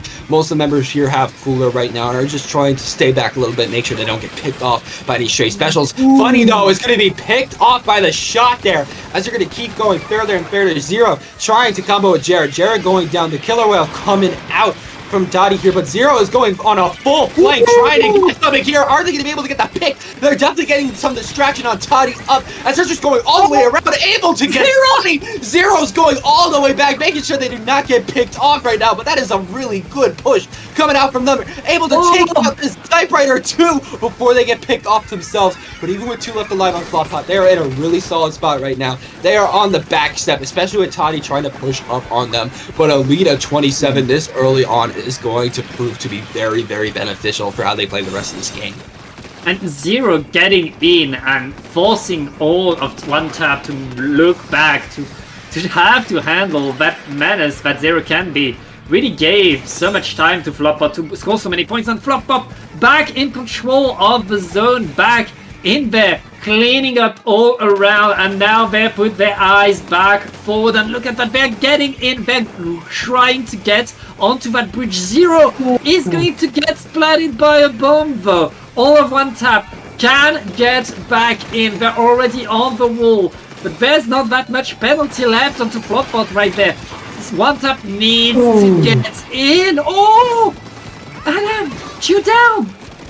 This is really good for them right now. Able to get another on Funny. We're seeing Zero and Goss once again comboing with each other, trying to make sure that One Tap can't get in at all. Zero pushing in is going to be punished because of it, but with just single digits, we can see Toddy absolutely rushing the zone. 1 point left, and that is going to be it. They were not able to get there fast enough, and Floppot is able to take the second game and put One Tap in a very, very bad spot. They might be able to get revenge on them soon enough, as they only have one more game they need for sweet, sweet victory. This is the map that snowballs, and this is Flopbot showing us what they can do on this map once they have the control, once they're able to go forward, get a bit more, and Zero at the start of the game, just getting behind, knows that they are marked by the whale, but getting behind, getting back on the other side, getting a splat, and moving back again, just circling around the praise to get more and more, and right there in the end, trying to do the same thing, knowing that they don't even need the splat, they just need to keep some fights away from the zone long enough for Jackpot to just get that KO. Yeah, the absolute mind games that both Zero and Goss, especially Zero, were putting on the members of One Tap definitely proved to come out on top in their victory. And that's what they're going to be trying to do from now on, especially on a map like Mincemeat. They're going to be wanting to play as many mind games with them as possible. And I imagine we're going to be seeing that Vanilla Squeezer come back out here, as we're going to be wanting as many Zookas to fly around this stage as possible. Yeah, Zookas, the wall will still be there, especially, it will be on the Squeezer this time. This is a map that's pretty similar to Crableg, and Crableg was a bit closer. I'm pretty sure this is also the map that was game number 5 between One Tap and Flopbot in in the previous set that they just played. So let's see if Flopbot really learned what One Tap was able to do, and if they know how to stop, how to counter what was brought onto them into winners bracket. Indeed, it seems I was wrong, as they're going to be sticking to their comp, sticking with that Boiled Squeezer Vanilla 52 on the side of Floppot. Meanwhile, One Tap already off to a good start, getting the pick on Zero from the get-go. Vantar going to be jumping back out, and here come the Cooler out for the members of One Tap trying to push in. We're seeing Funny being looked at by Goss from the Zuka, but is going to be able to stay alive for a little bit, trying to get the pick on them, able to get some crap shots onto them, but not going to be able to finish them off, as Goss is still alive, trying to get the pick on Funny, but they're going to be jumping out in the end. But Floppot has so much control that the members of One Tap keep having to distract themselves with Zero in their base, and Gus trying to push up in ahead. But this is finally the chance for One Tap to take control of the zone, put Floppot in a bit of a bad situation. Yeah, but now One Tap with the crab tank are looking to just shoot down onto them. Floppot answering so strong. And right now Flopbot not wasting any time, back with control of the zone, back in the van, God, just dancing, dodging everything. One Tap, able to get shoot down onto Flopbot, able to get the zone back, able to put themselves in position, but they need to make the best of that crab tank this time. And Jared just flanking with the Squeezer, ending the crab, getting the splat, and has the screen ready this time. That's going to be Flopbot pushing forward again. Yep, that's going to be in Floppot's favor, as they're going to be pushing more and more. Even if One Tap has the lead, they want to make sure it's not going to be for long. Even in Fantar in the corner, Goss is going to be able to shut them down. Going to be able to get the bomb pick on the 52 there before Zero's taken out, as they're just pushing onto their plat, trying to get the pick on Fantar. Jared's going to back up though, preserve their life. as Goss is going to be sharking here, but the bomb is going to be able to shut them down as Toddy is going to be trying to push in once again. The triple egg strike coming in clutch, able to take the zone in their favor, able to pick out Jared with a bit of a trade. Floppot only have 2 left alive, trying to get jumps in from Q. The cooler is going to be coming out for them, but Bunny is trying to shut them down alongside Fantar. We see the Crab Tank absolutely watching all these members as Goss is going to be going down, Jared's going to be going down. Jared is going to be able to avenge both of their teammates here, but it's just Zero on the corner over there trying to use the killer whale to get them in, but the bomb is going to shut them down as Fantar is going to be going in on the left, trying to get the pick on Q, with 2 of their members left alive. Floppot is going to be able to take the zone back and force Fantar out, with Toddy going on this left side, trying to be a bit of a distraction, but is going to be shut down because of it. And right now, both teams are back into the fight, but Flopbot, they managed to keep the lead off of that. One Tap was in such control that Flopbot able to get back in, and Jared right now, you have to move back, you have to move away. Respect what One Tap is doing. One Tap trying to deny the zone, but the clock is ticking for Flopbot right now. Just 25 ticks left on it. And Flopbot looking to get that KO, but One Tap painting as much as they can. They are able to get back in there, keeping the fight of the zone. But wait, Flopbot, no penalty applied. Oh, that's interesting. As they're getting it down to 8, I'm surprised that there was no penalty, though. As the fans coming out from the sniper, they're single-handedly taking back the zone, putting the penalty onto Floppot, as Goss is going to be able to take out their flanker and take out Fantar, a 2v1, trying to take out Toddy, putting the bombs on the zone, trying to push up with Zero. Zero going for an absolute solo play, but is going to be punished because of it. But Toddy is in their backside on left, is going to be trying to push Goss out of any position they want to be in, but it's going to be taken down, taken down by Goss. Goss is going absolutely crazy in here. Going to be punished, though, as 2 of them are going to be going down. Fantar putting the strikes onto the snipe and onto the plat of Flockpot, trying to push and able to shut down Jared because of it, trying to get more as the penalty is going to be done for One Tap. With 45 seconds left on the clock, this is going to be one of their last pushes to try to get past 5. One Tap needs to keep that zone. They need to keep Flopbot away. They get the splat onto Zero, but Funny falls down. Flopbot, all they need to do right now is to paint that zone, but they have 10 ticks. Oh, they do it! Okay, they get it! That is huge for Flopbot. One Tap needs to get back soon. They only have 20 seconds to get the head back in the game, and with such a huge penalty, they're going to need an overtime win right there. Flopbot looking to end it all, but 2 players down. One Tap is in position. If they're able to defend that next attack, they could get this game, but we're in overtime now, And Goss is coming for a flank right now. Is able to get the zone in congestion and take it. That is going to be Floppot taking that 3rd game very swiftly, even if it looked like it was not in their favor. It was so close at the end there, but Floppot was able to get their teammates together and push in, taking the set in a sweep, going to Grands and getting their revenge back in tow. What a revenge. That's a 3-0. That is Floppot showing us, okay, you can beat us, but you cannot beat us twice. The second we know what you're doing, the second we realize how you beat us, we talk about it, and then you got nothing on us. It's Flopbot really showing why they are the champs, why they are seed number 1 going into grand finals at end. Now Floppot is going to be going into grand finals as they wanted, as they're going to be taking on the 2nd seed up there, which is going to be Rogue. That is going to be such an exciting match to watch. It's been a while since we've seen Rogue, but we know exactly what they can do with the Gray, Obito, and Scar triple combo. But with that, we're going to be going on a quick short break, so don't go anywhere as grand finals are about to come up. Floppot versus Rogue. Who is going to be taking the crown of In the Zone 34? Don't go anywhere, as we'll be back in just a quick minute.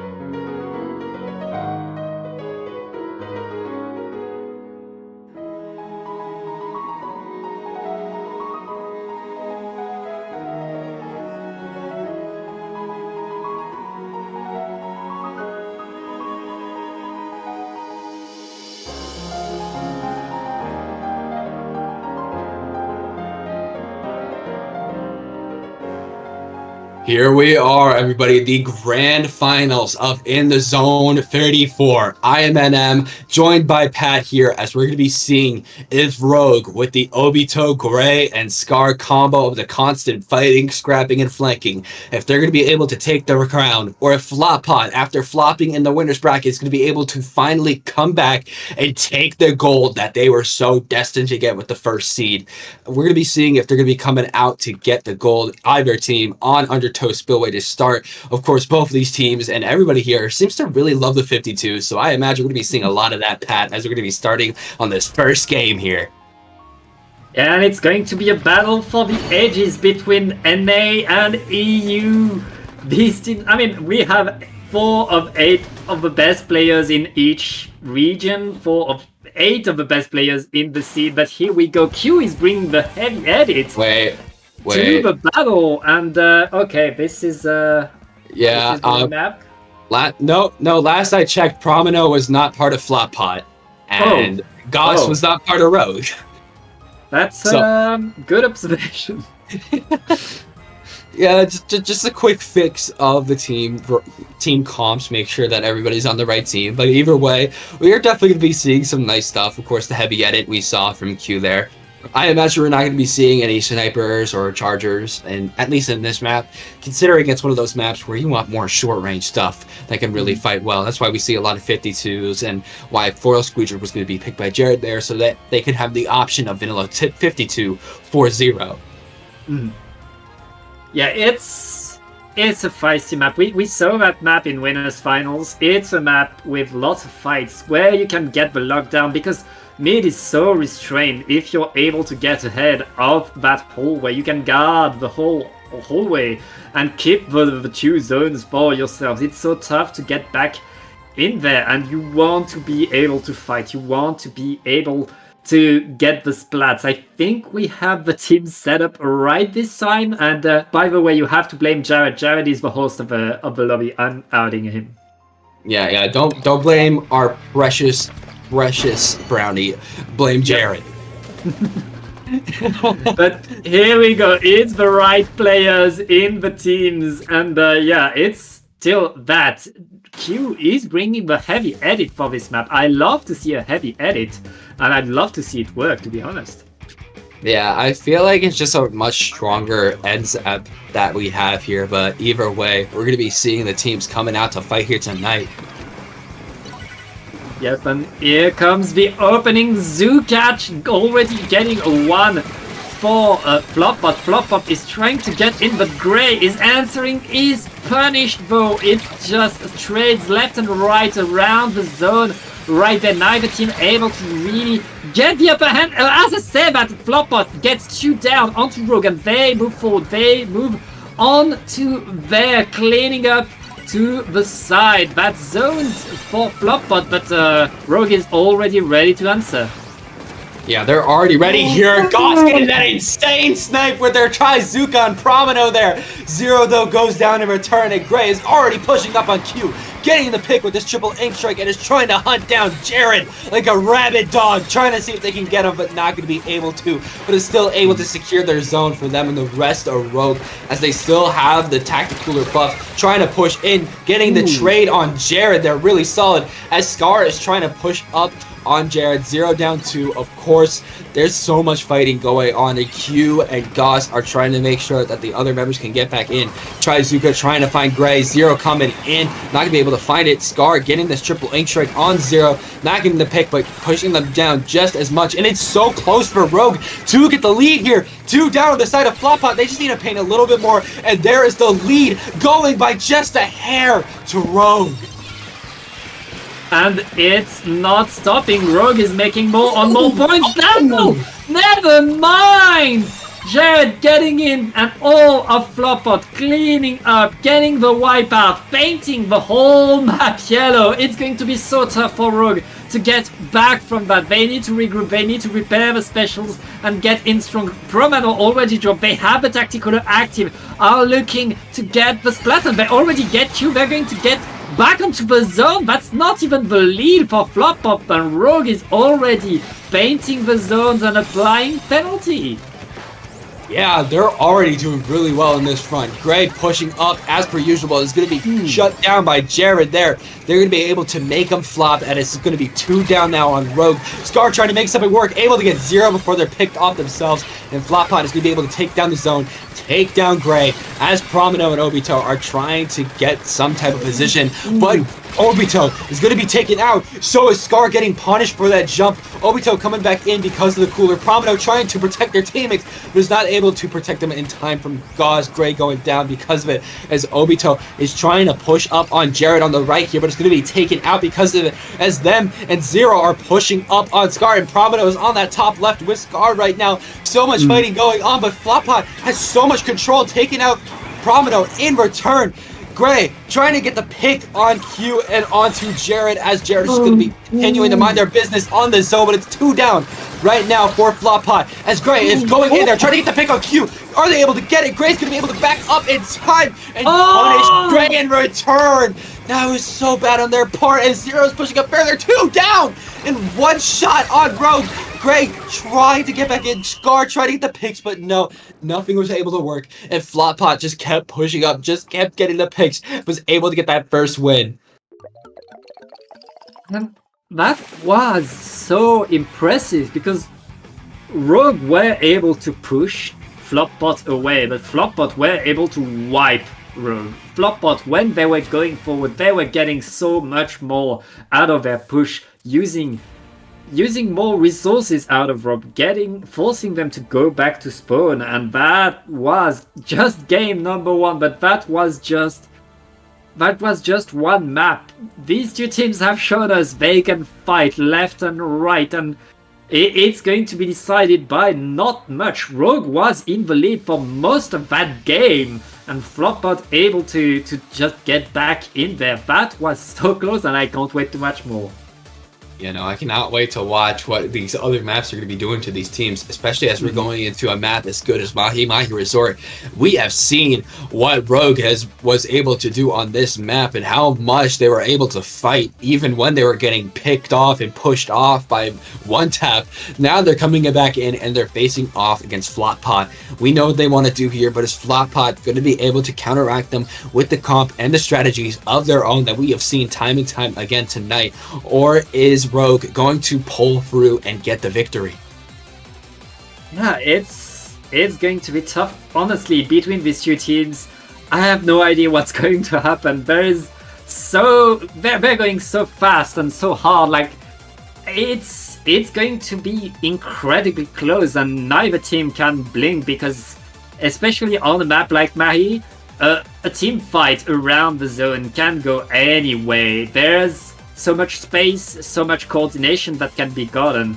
It's all going to be decided by that one team fight, but by that one gal going behind the other team and getting the splats. Anything could happen, so keep your eyes peeled and don't look away.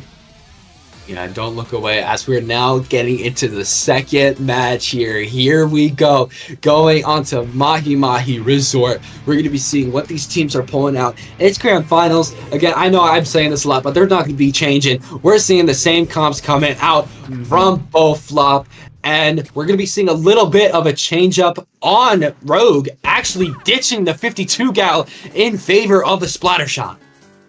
Yeah, and the pencil is coming back as well for both teams. We could expect that coming, of course. Right now, Floppot getting the zone early. That's a few points for them, but the Suka is coming. And both teams are getting trades left and right. We're fighting all around, but 2 down on to Rogue right there. Floppot is in control, getting the zone, getting all of the map, and looking to initiate that lockdown. Yeah, they're looking to initiate it right now. They're looking to make sure that Rogue is not able to come out of the bars of their jail cell here, but the Triple H strike might help them out a little bit. But Zero is still alive here. They see Gray coming up onto the snipe, trying to get the pick on them, dashing around. Going to be going for a trade as Obito is able to push in, getting the paint on the zone. But are they going to be able to take it with the constant paint coming up from Floppot? Yes, they are, as all the members are coolered up here, ready to rip and roll. As we're seeing Scar coming in on the right, getting the pick on the 52 as Gray is backing up. jumps flying out like crazy, but it's only Jared left on the zone alongside Q right now. Going to be able to shut down both Gray and Obito. Can they shut down Scar in the corner there? Yes, they are. Getting them in a lockout once again as Gray is pushing back up with the range. Trying to see if they're going to be able to combo with anything. Get some nice blast in. No, they're not going to be able to in time for the water level to drop, as the map is going to be a lot more bigger and a lot more paint for Flop Pot here, as one down on either side. The triple A strikes though flying through the sky for Rogue, but with two down on Flop Pot, it's looking really good for them. The range going to go down. Scar trying to get the pick on Goss. Goss holding it down alongside Jared before they're picked out. Jared trying to get the pick on the snipe. They know that Gray is right there. Going to be able to get the pick on them as just 15 points left on the board. Scar's going in, but Jared was sharking right there. Going to be able to get a punch on them. Zero using the killer whale in order to combo, and that is going to be game 2 swiftly done. Flop Pot looking to shut this down. You get a bracket reset right off the get-go. Wow, there's still one game left for that. But Flopper showing us that they want that reset, but they're not kidding. But right now, Rogue, they're on winner's side, but they're the ones that are in difficult. They're the ones that don't know what to do, that can't get onto that Flopper team that's here to fight. And going on to the next map, that's going to be pretty tough for Rogue. They are down 2 games. They need a reverse sweep if they want to avoid the bracket reset. And if they don't win the next game, they get in the bracket reset with such momentum that they're going to be in trouble right there. Well, yeah, they're going to be in trouble, and especially on a map like Hammerhead Bridge, if Flop Pot is able to get at least a little bit of a push off of zone, if Rogue isn't able to get him out, that could be wraps for them, as it's very easy on a map like this to get locked down. Yeah, it's going to be tough, and I can expect the splatter color screen to be absolutely key right there to allow you to get back onto the map without being seen, without being called out. Both of these teams need a plan to get back onto the zone once they're pushed away, because being pushed away is something that could very well happen for any team right there. You just need to take that control and not let it go, because once you're pushed out, getting back in, so tough. Oh yeah, no, it is absolutely difficult. Maybe they can use the Trizuka coming out from Obito if they stick to it, but no. Here we go, seeing the comps coming out here. We're seeing the Rapid Pro Deco coming out from Rogue here, coming out specifically from Gray, and going back to the Vanilla 52 for Obito, the Zap from Promino, and on the side of Flop Pot, we're seeing pretty much sticking to the same comp here. I mean, let them cook. Let's see how they're able to do, how switching the game up will work for Rogue right now. Both teams are just fighting for the zone. The Bazooka coming in is finding already one. Flopbot are looking to take the zone right now, and they're singling out every player. Oh, Promano jumping to the side. That's huge. And Rogue still around the zone, able to surprise Flopbot and get back that control.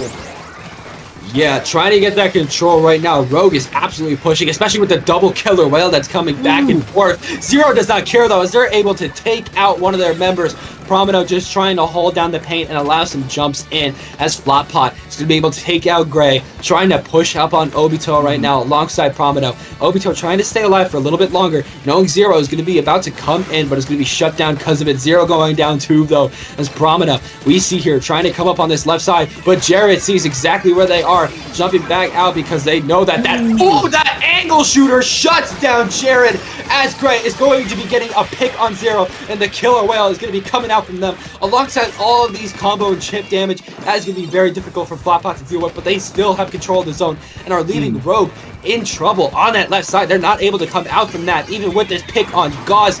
Gray is going to be going down. The triple egg strike is not going to be able to get them the paint they need with the splatter color screen. Pretty much going to be shutting down their line of sight. That's going to have to be good, and it's just going to be Scar left alive. They were stuck in the corner for so long. And ladies and gentlemen, everybody in the crowd, here we are in the Zone 34 bracket reset. We get a bracket reset. We get a bracket crushed. We get a bracket destroyed. I mean, Rogue, they were around the zone most of that game. It didn't matter. They were not able to paint it. Whatever they did, they could get the splats, they could get any move. They were not able to outpaint Floppot at any time in this game. And Floppot gets game number 3 with another KO. And now the reset has to be painful for Rogue. They really need to reset not just the bracket but their minds, because getting back from that is going to be incredibly difficult. Oh yeah, that is going to be incredibly difficult for Rogue, especially with how Hammerhead played out. We saw Floppot was able to pretty much corner them in that right side, make sure they didn't get out, and put down just one splatter color screen to block off their complete line of sight. They did a really good job on backing up and putting all the members of Rogue in a corner. And now Rogue are like, okay, now it's now or never, because before, they could have got a bracket reset. We were a little fine there. The bracket reset's fine, but now we got to lock in. We got to make sure we're in the zone and that the members of Floppot are not able to get us out like that again. And we're starting out on a map like Robo Ramen. That is going to be very, very powerful for them. And that's going to be, there's a lot of space. They're not going to be locked out like they were in Hammerhead, as I was saying before, a small map. This is basically the opposite. There's the trenches, there's all the different sides you can go on. I imagine that's going to be a lot more scrap heavy, and there's going to be a lot more going on. Yeah, that's going to be very different in terms of dynamic.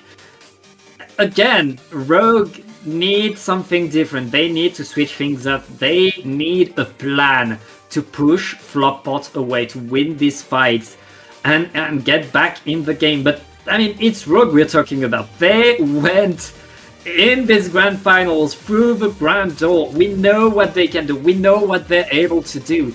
This is certainly not over, but right now they need to stop the absolute slaughter that Floppot is bringing to them.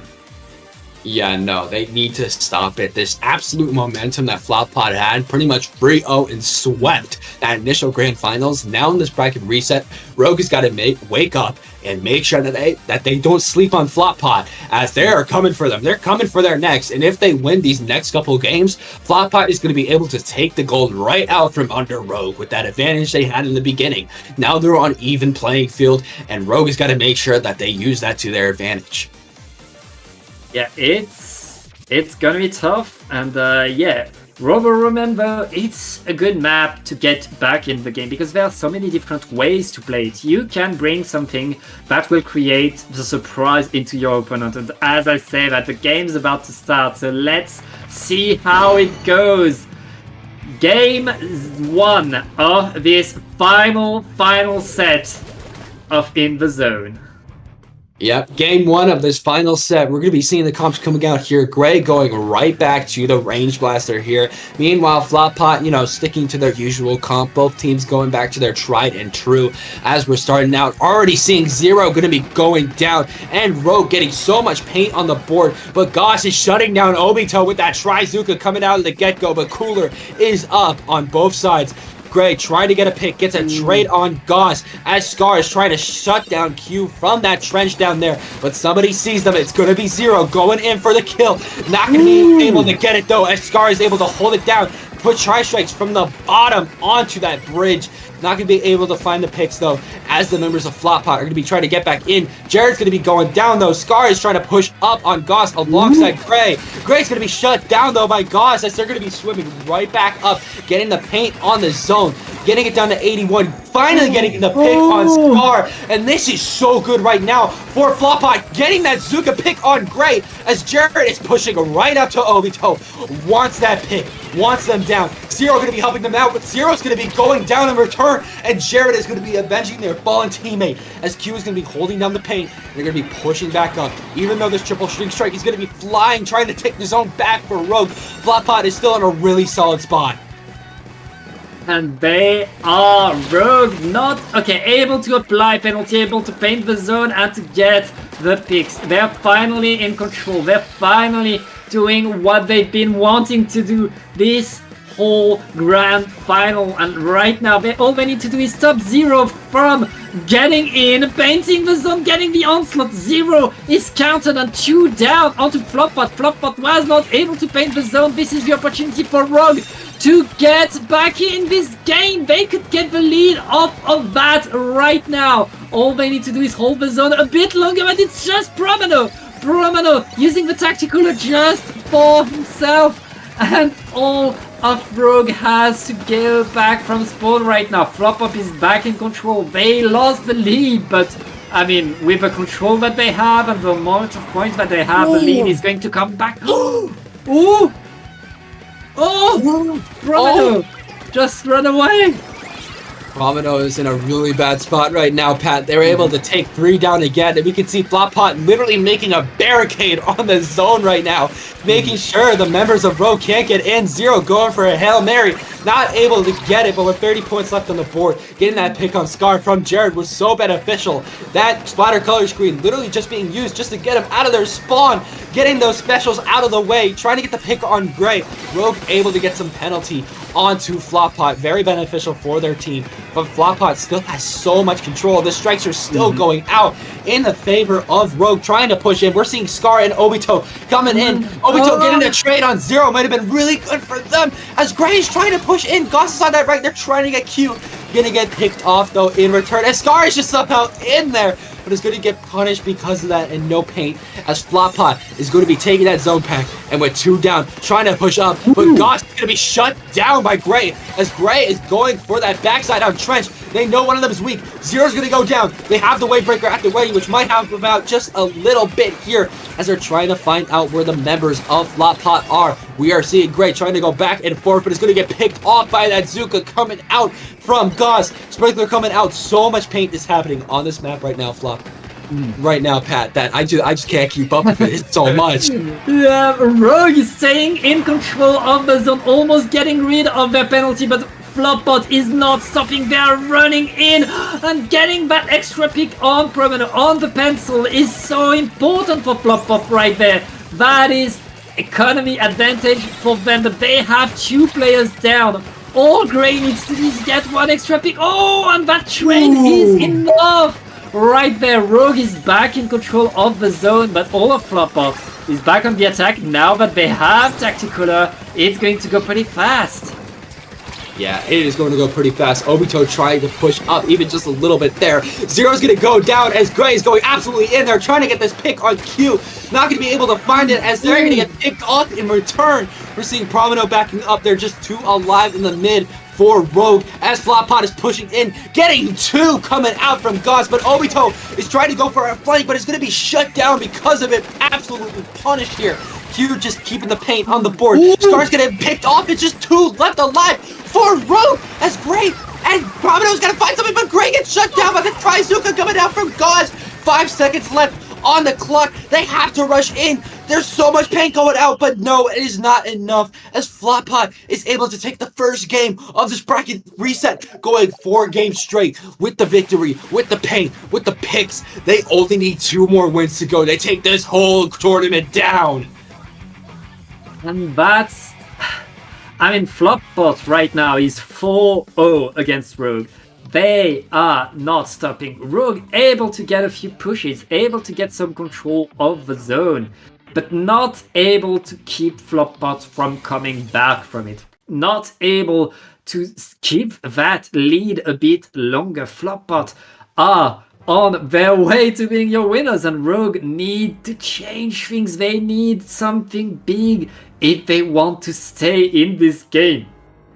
Yeah, no, they need to figure it out here and now, because if Floppot just gets 2 more victories, that's going to be game over and tournament over for Rogue. Well, technically for both teams, but still, Rogue needs to figure something out here on Museum d'Alfonsino, which could be something that will allow them, again, an open map. They know where everything is. This is a map that's played time and time again. They need to figure it out here because they do not have much left.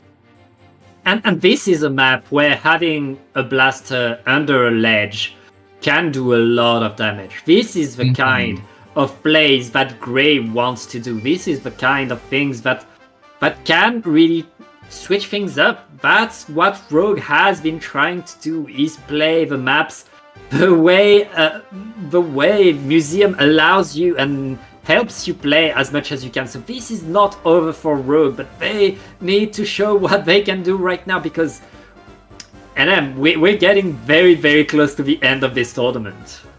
Yeah, no, we're getting scarily close, and hopefully they can use the range blaster to their advantage here, as you were mentioning before, Pat, using those ledges to their advantage, but they're going to have to figure that out. They can use something with the triple ink strikes too. We can say the same thing coming out from the slosher, of course, from Scar. Obito, we know, we've seen what they can do before. They got to use that aggression to their favor. Even though Floppot is being as aggressive as them, they got to find something that works for them. Maybe even a little bit of a switch up in comps, but I don't imagine that's going to be happening here. As you're getting into the museum match coming out, we're seeing the comp on Rogue. Yep, pretty much sticking. Obito going on that 52 deco as per usual. Seeing pretty much the same comps coming out from both sides. Yeah, the weapons are not the issue. It's about the players, it's about the coordination, and Zero is instantly called out and punished right now. That's the opening that Rogue wants. They are all on the zone trying to get in, and between Scar with the bucket just getting in there, and Gray is running in, gets punished for it, but Scar is also getting punished. Okay, Floppot able to answer, get back in there, and bring the fights to Rogue. Yeah, no, they're bringing the fights right to their front door here. Even with Goss going down, Zero is running in, getting the pick on Gray, and holding that bottom left before they get picked out themselves. The triple ink strike and the splatter color screen are coming out on the side of Rogue here, trying to make something work, as Jared is in the corner trying to pick off Scar, able to get the pick before getting shut down themselves. That is going to be really good with just 2 left alive on the side of Rogue. They are trying to live as much as possible, but Gray is going for it. They're getting the pick on Q. Nobody is stopping their push right now. The Wavebreaker coming out, trying to get Jared, but Jared is going to stay alive just to pick them off, as Obito is trying to finish off their avenged teammate's captor as they're trying to get the paint. It's in favor of Floppot, but Rogue just has a little bit before they got to get lead again. It's still early in the match. They still have so much to go. As Scar and Obito, they want Jared gone. They want him gone from anything they can do. They know that Squeezer is a nightmare, and Obito's going to get picked off because of it, and it's 2 down once again for Rogue, once again, as we're seeing Gauze coming out with this Trizuka, getting punished by Gray, but Gray's going to be picked off in return, as Floppot is keeping the zone and pushing up onto their plat. Obito able to punish Jared for that, but they still have the pain, even with Obito trying to push in now. And Obito is fighting in a 1v2. That's going to be a trade right there. Floppot has taken the lead and are looking to take even more. But no, Rogue able to apply penalty on the zone. They're all around there looking to just get rid of Zero right there. And wait, it's almost everybody's down, but Ghost able to clean up and end it all. Floppot stays on top of the zone, and Ghost is not wasting a second and is already going onto that platform with Bazooka, trying to get more, gets punished, but Jared has the time to get in as well, gets more and more fight, and Zero's following. There's really a stagger onto Rogue's platform right there, but Rogue, taking their time, are back onto the zone, back onto painting. They're doing really powerful right now. Jared being able to finish off Gray. Scar going down 2 on that top right. Just 2 left alive. And of course the cooler is coming out for Floppot as they're coming back into the zone, able to take it back and control, not minding the splatter color screen at all. Jared finally going to be getting punished before Gray goes out in return. And we can see Scar and Promido trying to make something off of this plat. They're just trying to play a little safe right now, making sure everybody's okay, especially because somebody like Zero could just take out Promido from right under the plat there on that ledge, trying to push in on this left side. They know Gray's there right now, using the splash wall, trying to get that pick. Gray's going to be able to jump out with the killer whales coming out. They know where Gray's location is now. They got him on lock, trying to get that pick, pushing it, and them going to be able to get it with the killer whale 5.1 combo. As Scar, they're trying to push in, but Goss coming in onto their plat, going left and right, going to be able to get Promido in a nice pick, and Zero's right here too, going to be getting their teammate too. It's just Scar and Gray left alive. Just a few seconds left on the clock. This triple X-Strike's got to do something here, but it's not enough. It was not in time, as Floppot is going to be taking this museum game as they have just 1 win to go before they take the gold.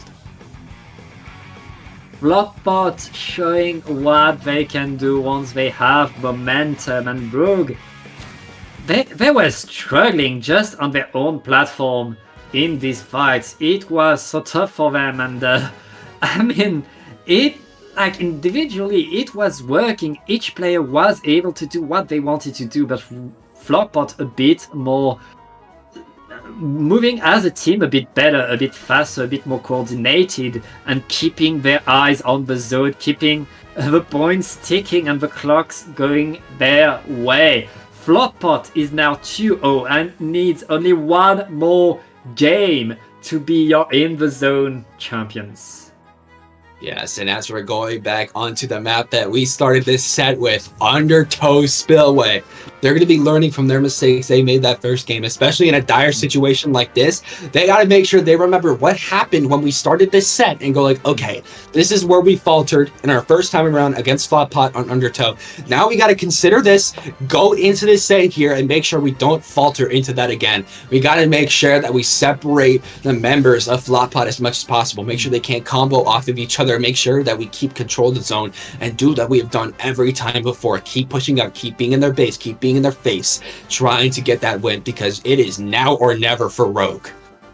Now or never indeed. There is no more losers bracket. There is no more bracket reset. There is no next game. Rogue needs to win it all if they want to win this tournament. It is now, and they have to come back on a map where at least they know what Floppot is doing. They know Floppot's strat. They can discuss it. They need to adapt. They need to step up their speed, to step up their game, and they need to do it now because, I mean, it's their last shot.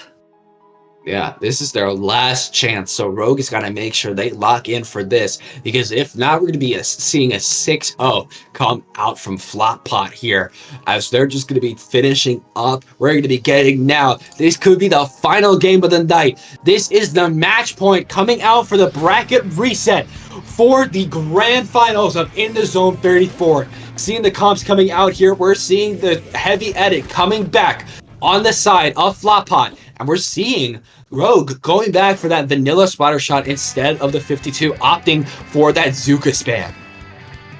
Yeah, here we go, pretty much what we could expect.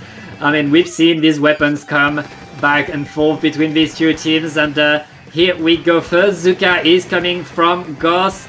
Probano is going to fall early with the pencil. That is pretty tough for Rogue right there. Rogue lost their safety net.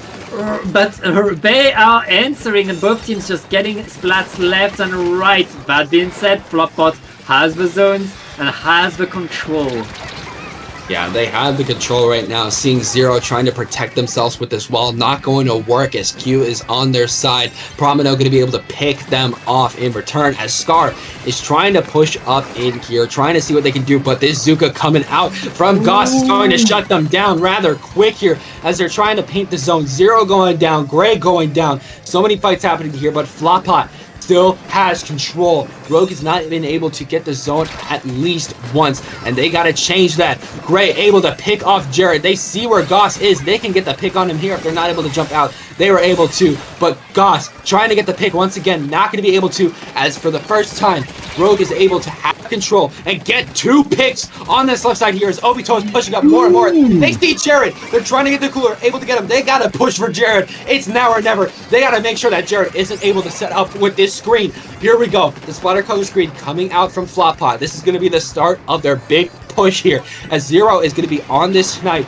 trying to push in alongside that, but the specials are coming out from Rogue. Triple ink strike pretty much stopping that push in its entirety, leaving Floppot in a bit of a bad situation, especially with their flank getting picked off here. Zero trying to pick off Obito return, able to get the pick after a pretty scrappy fight there, but still Floppot have got to find a way back in, even with that zone coming in, able to get that reset for those penalties on Rogue.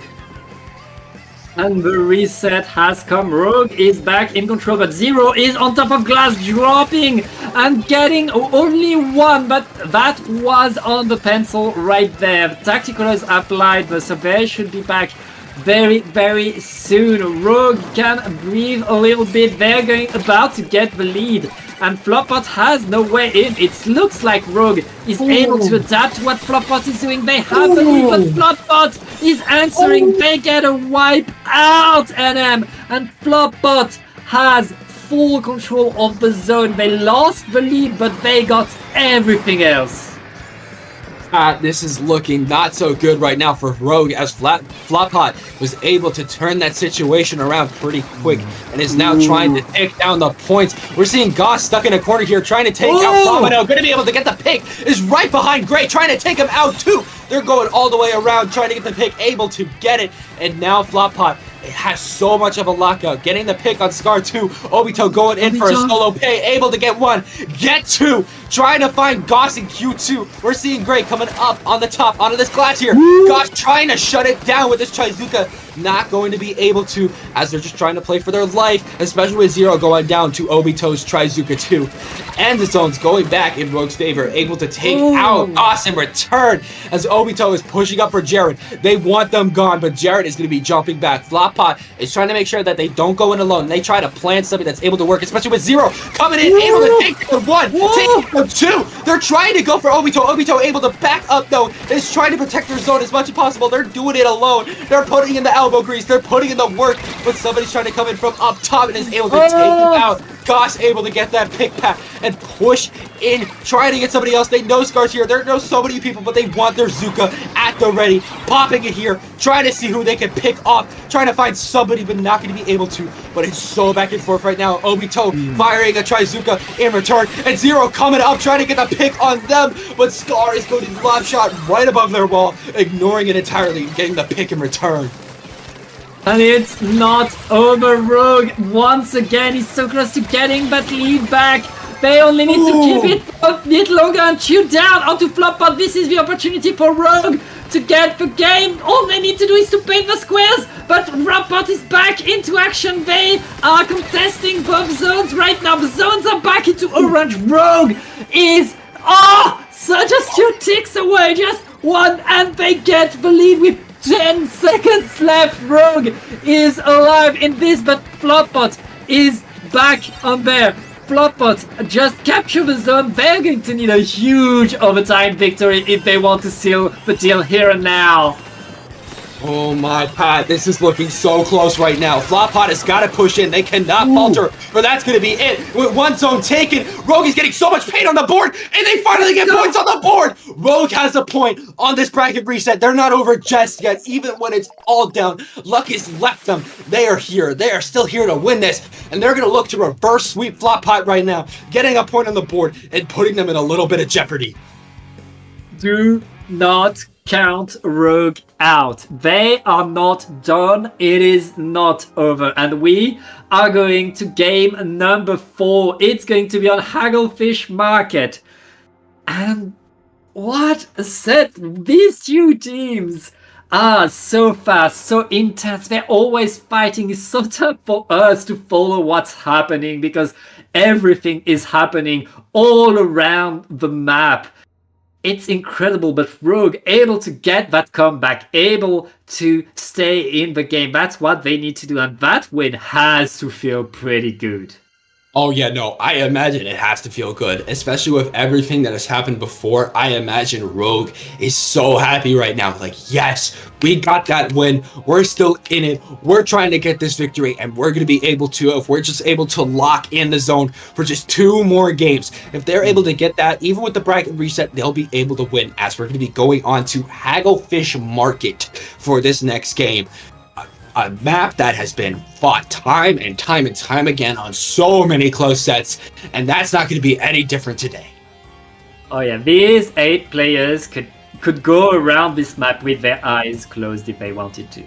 This is such the classic of Splatoon 3, and I mean, we're not going to see a change in composition. We're going to see the weapons that we expect to see come back, because that's what they've been doing, of controlling the space, controlling these wide open grounds, having the walls, having the screens, and having that blaster just to deny what the opponent could do. But here we go. It's still match point for Floppot. Let's see how it goes.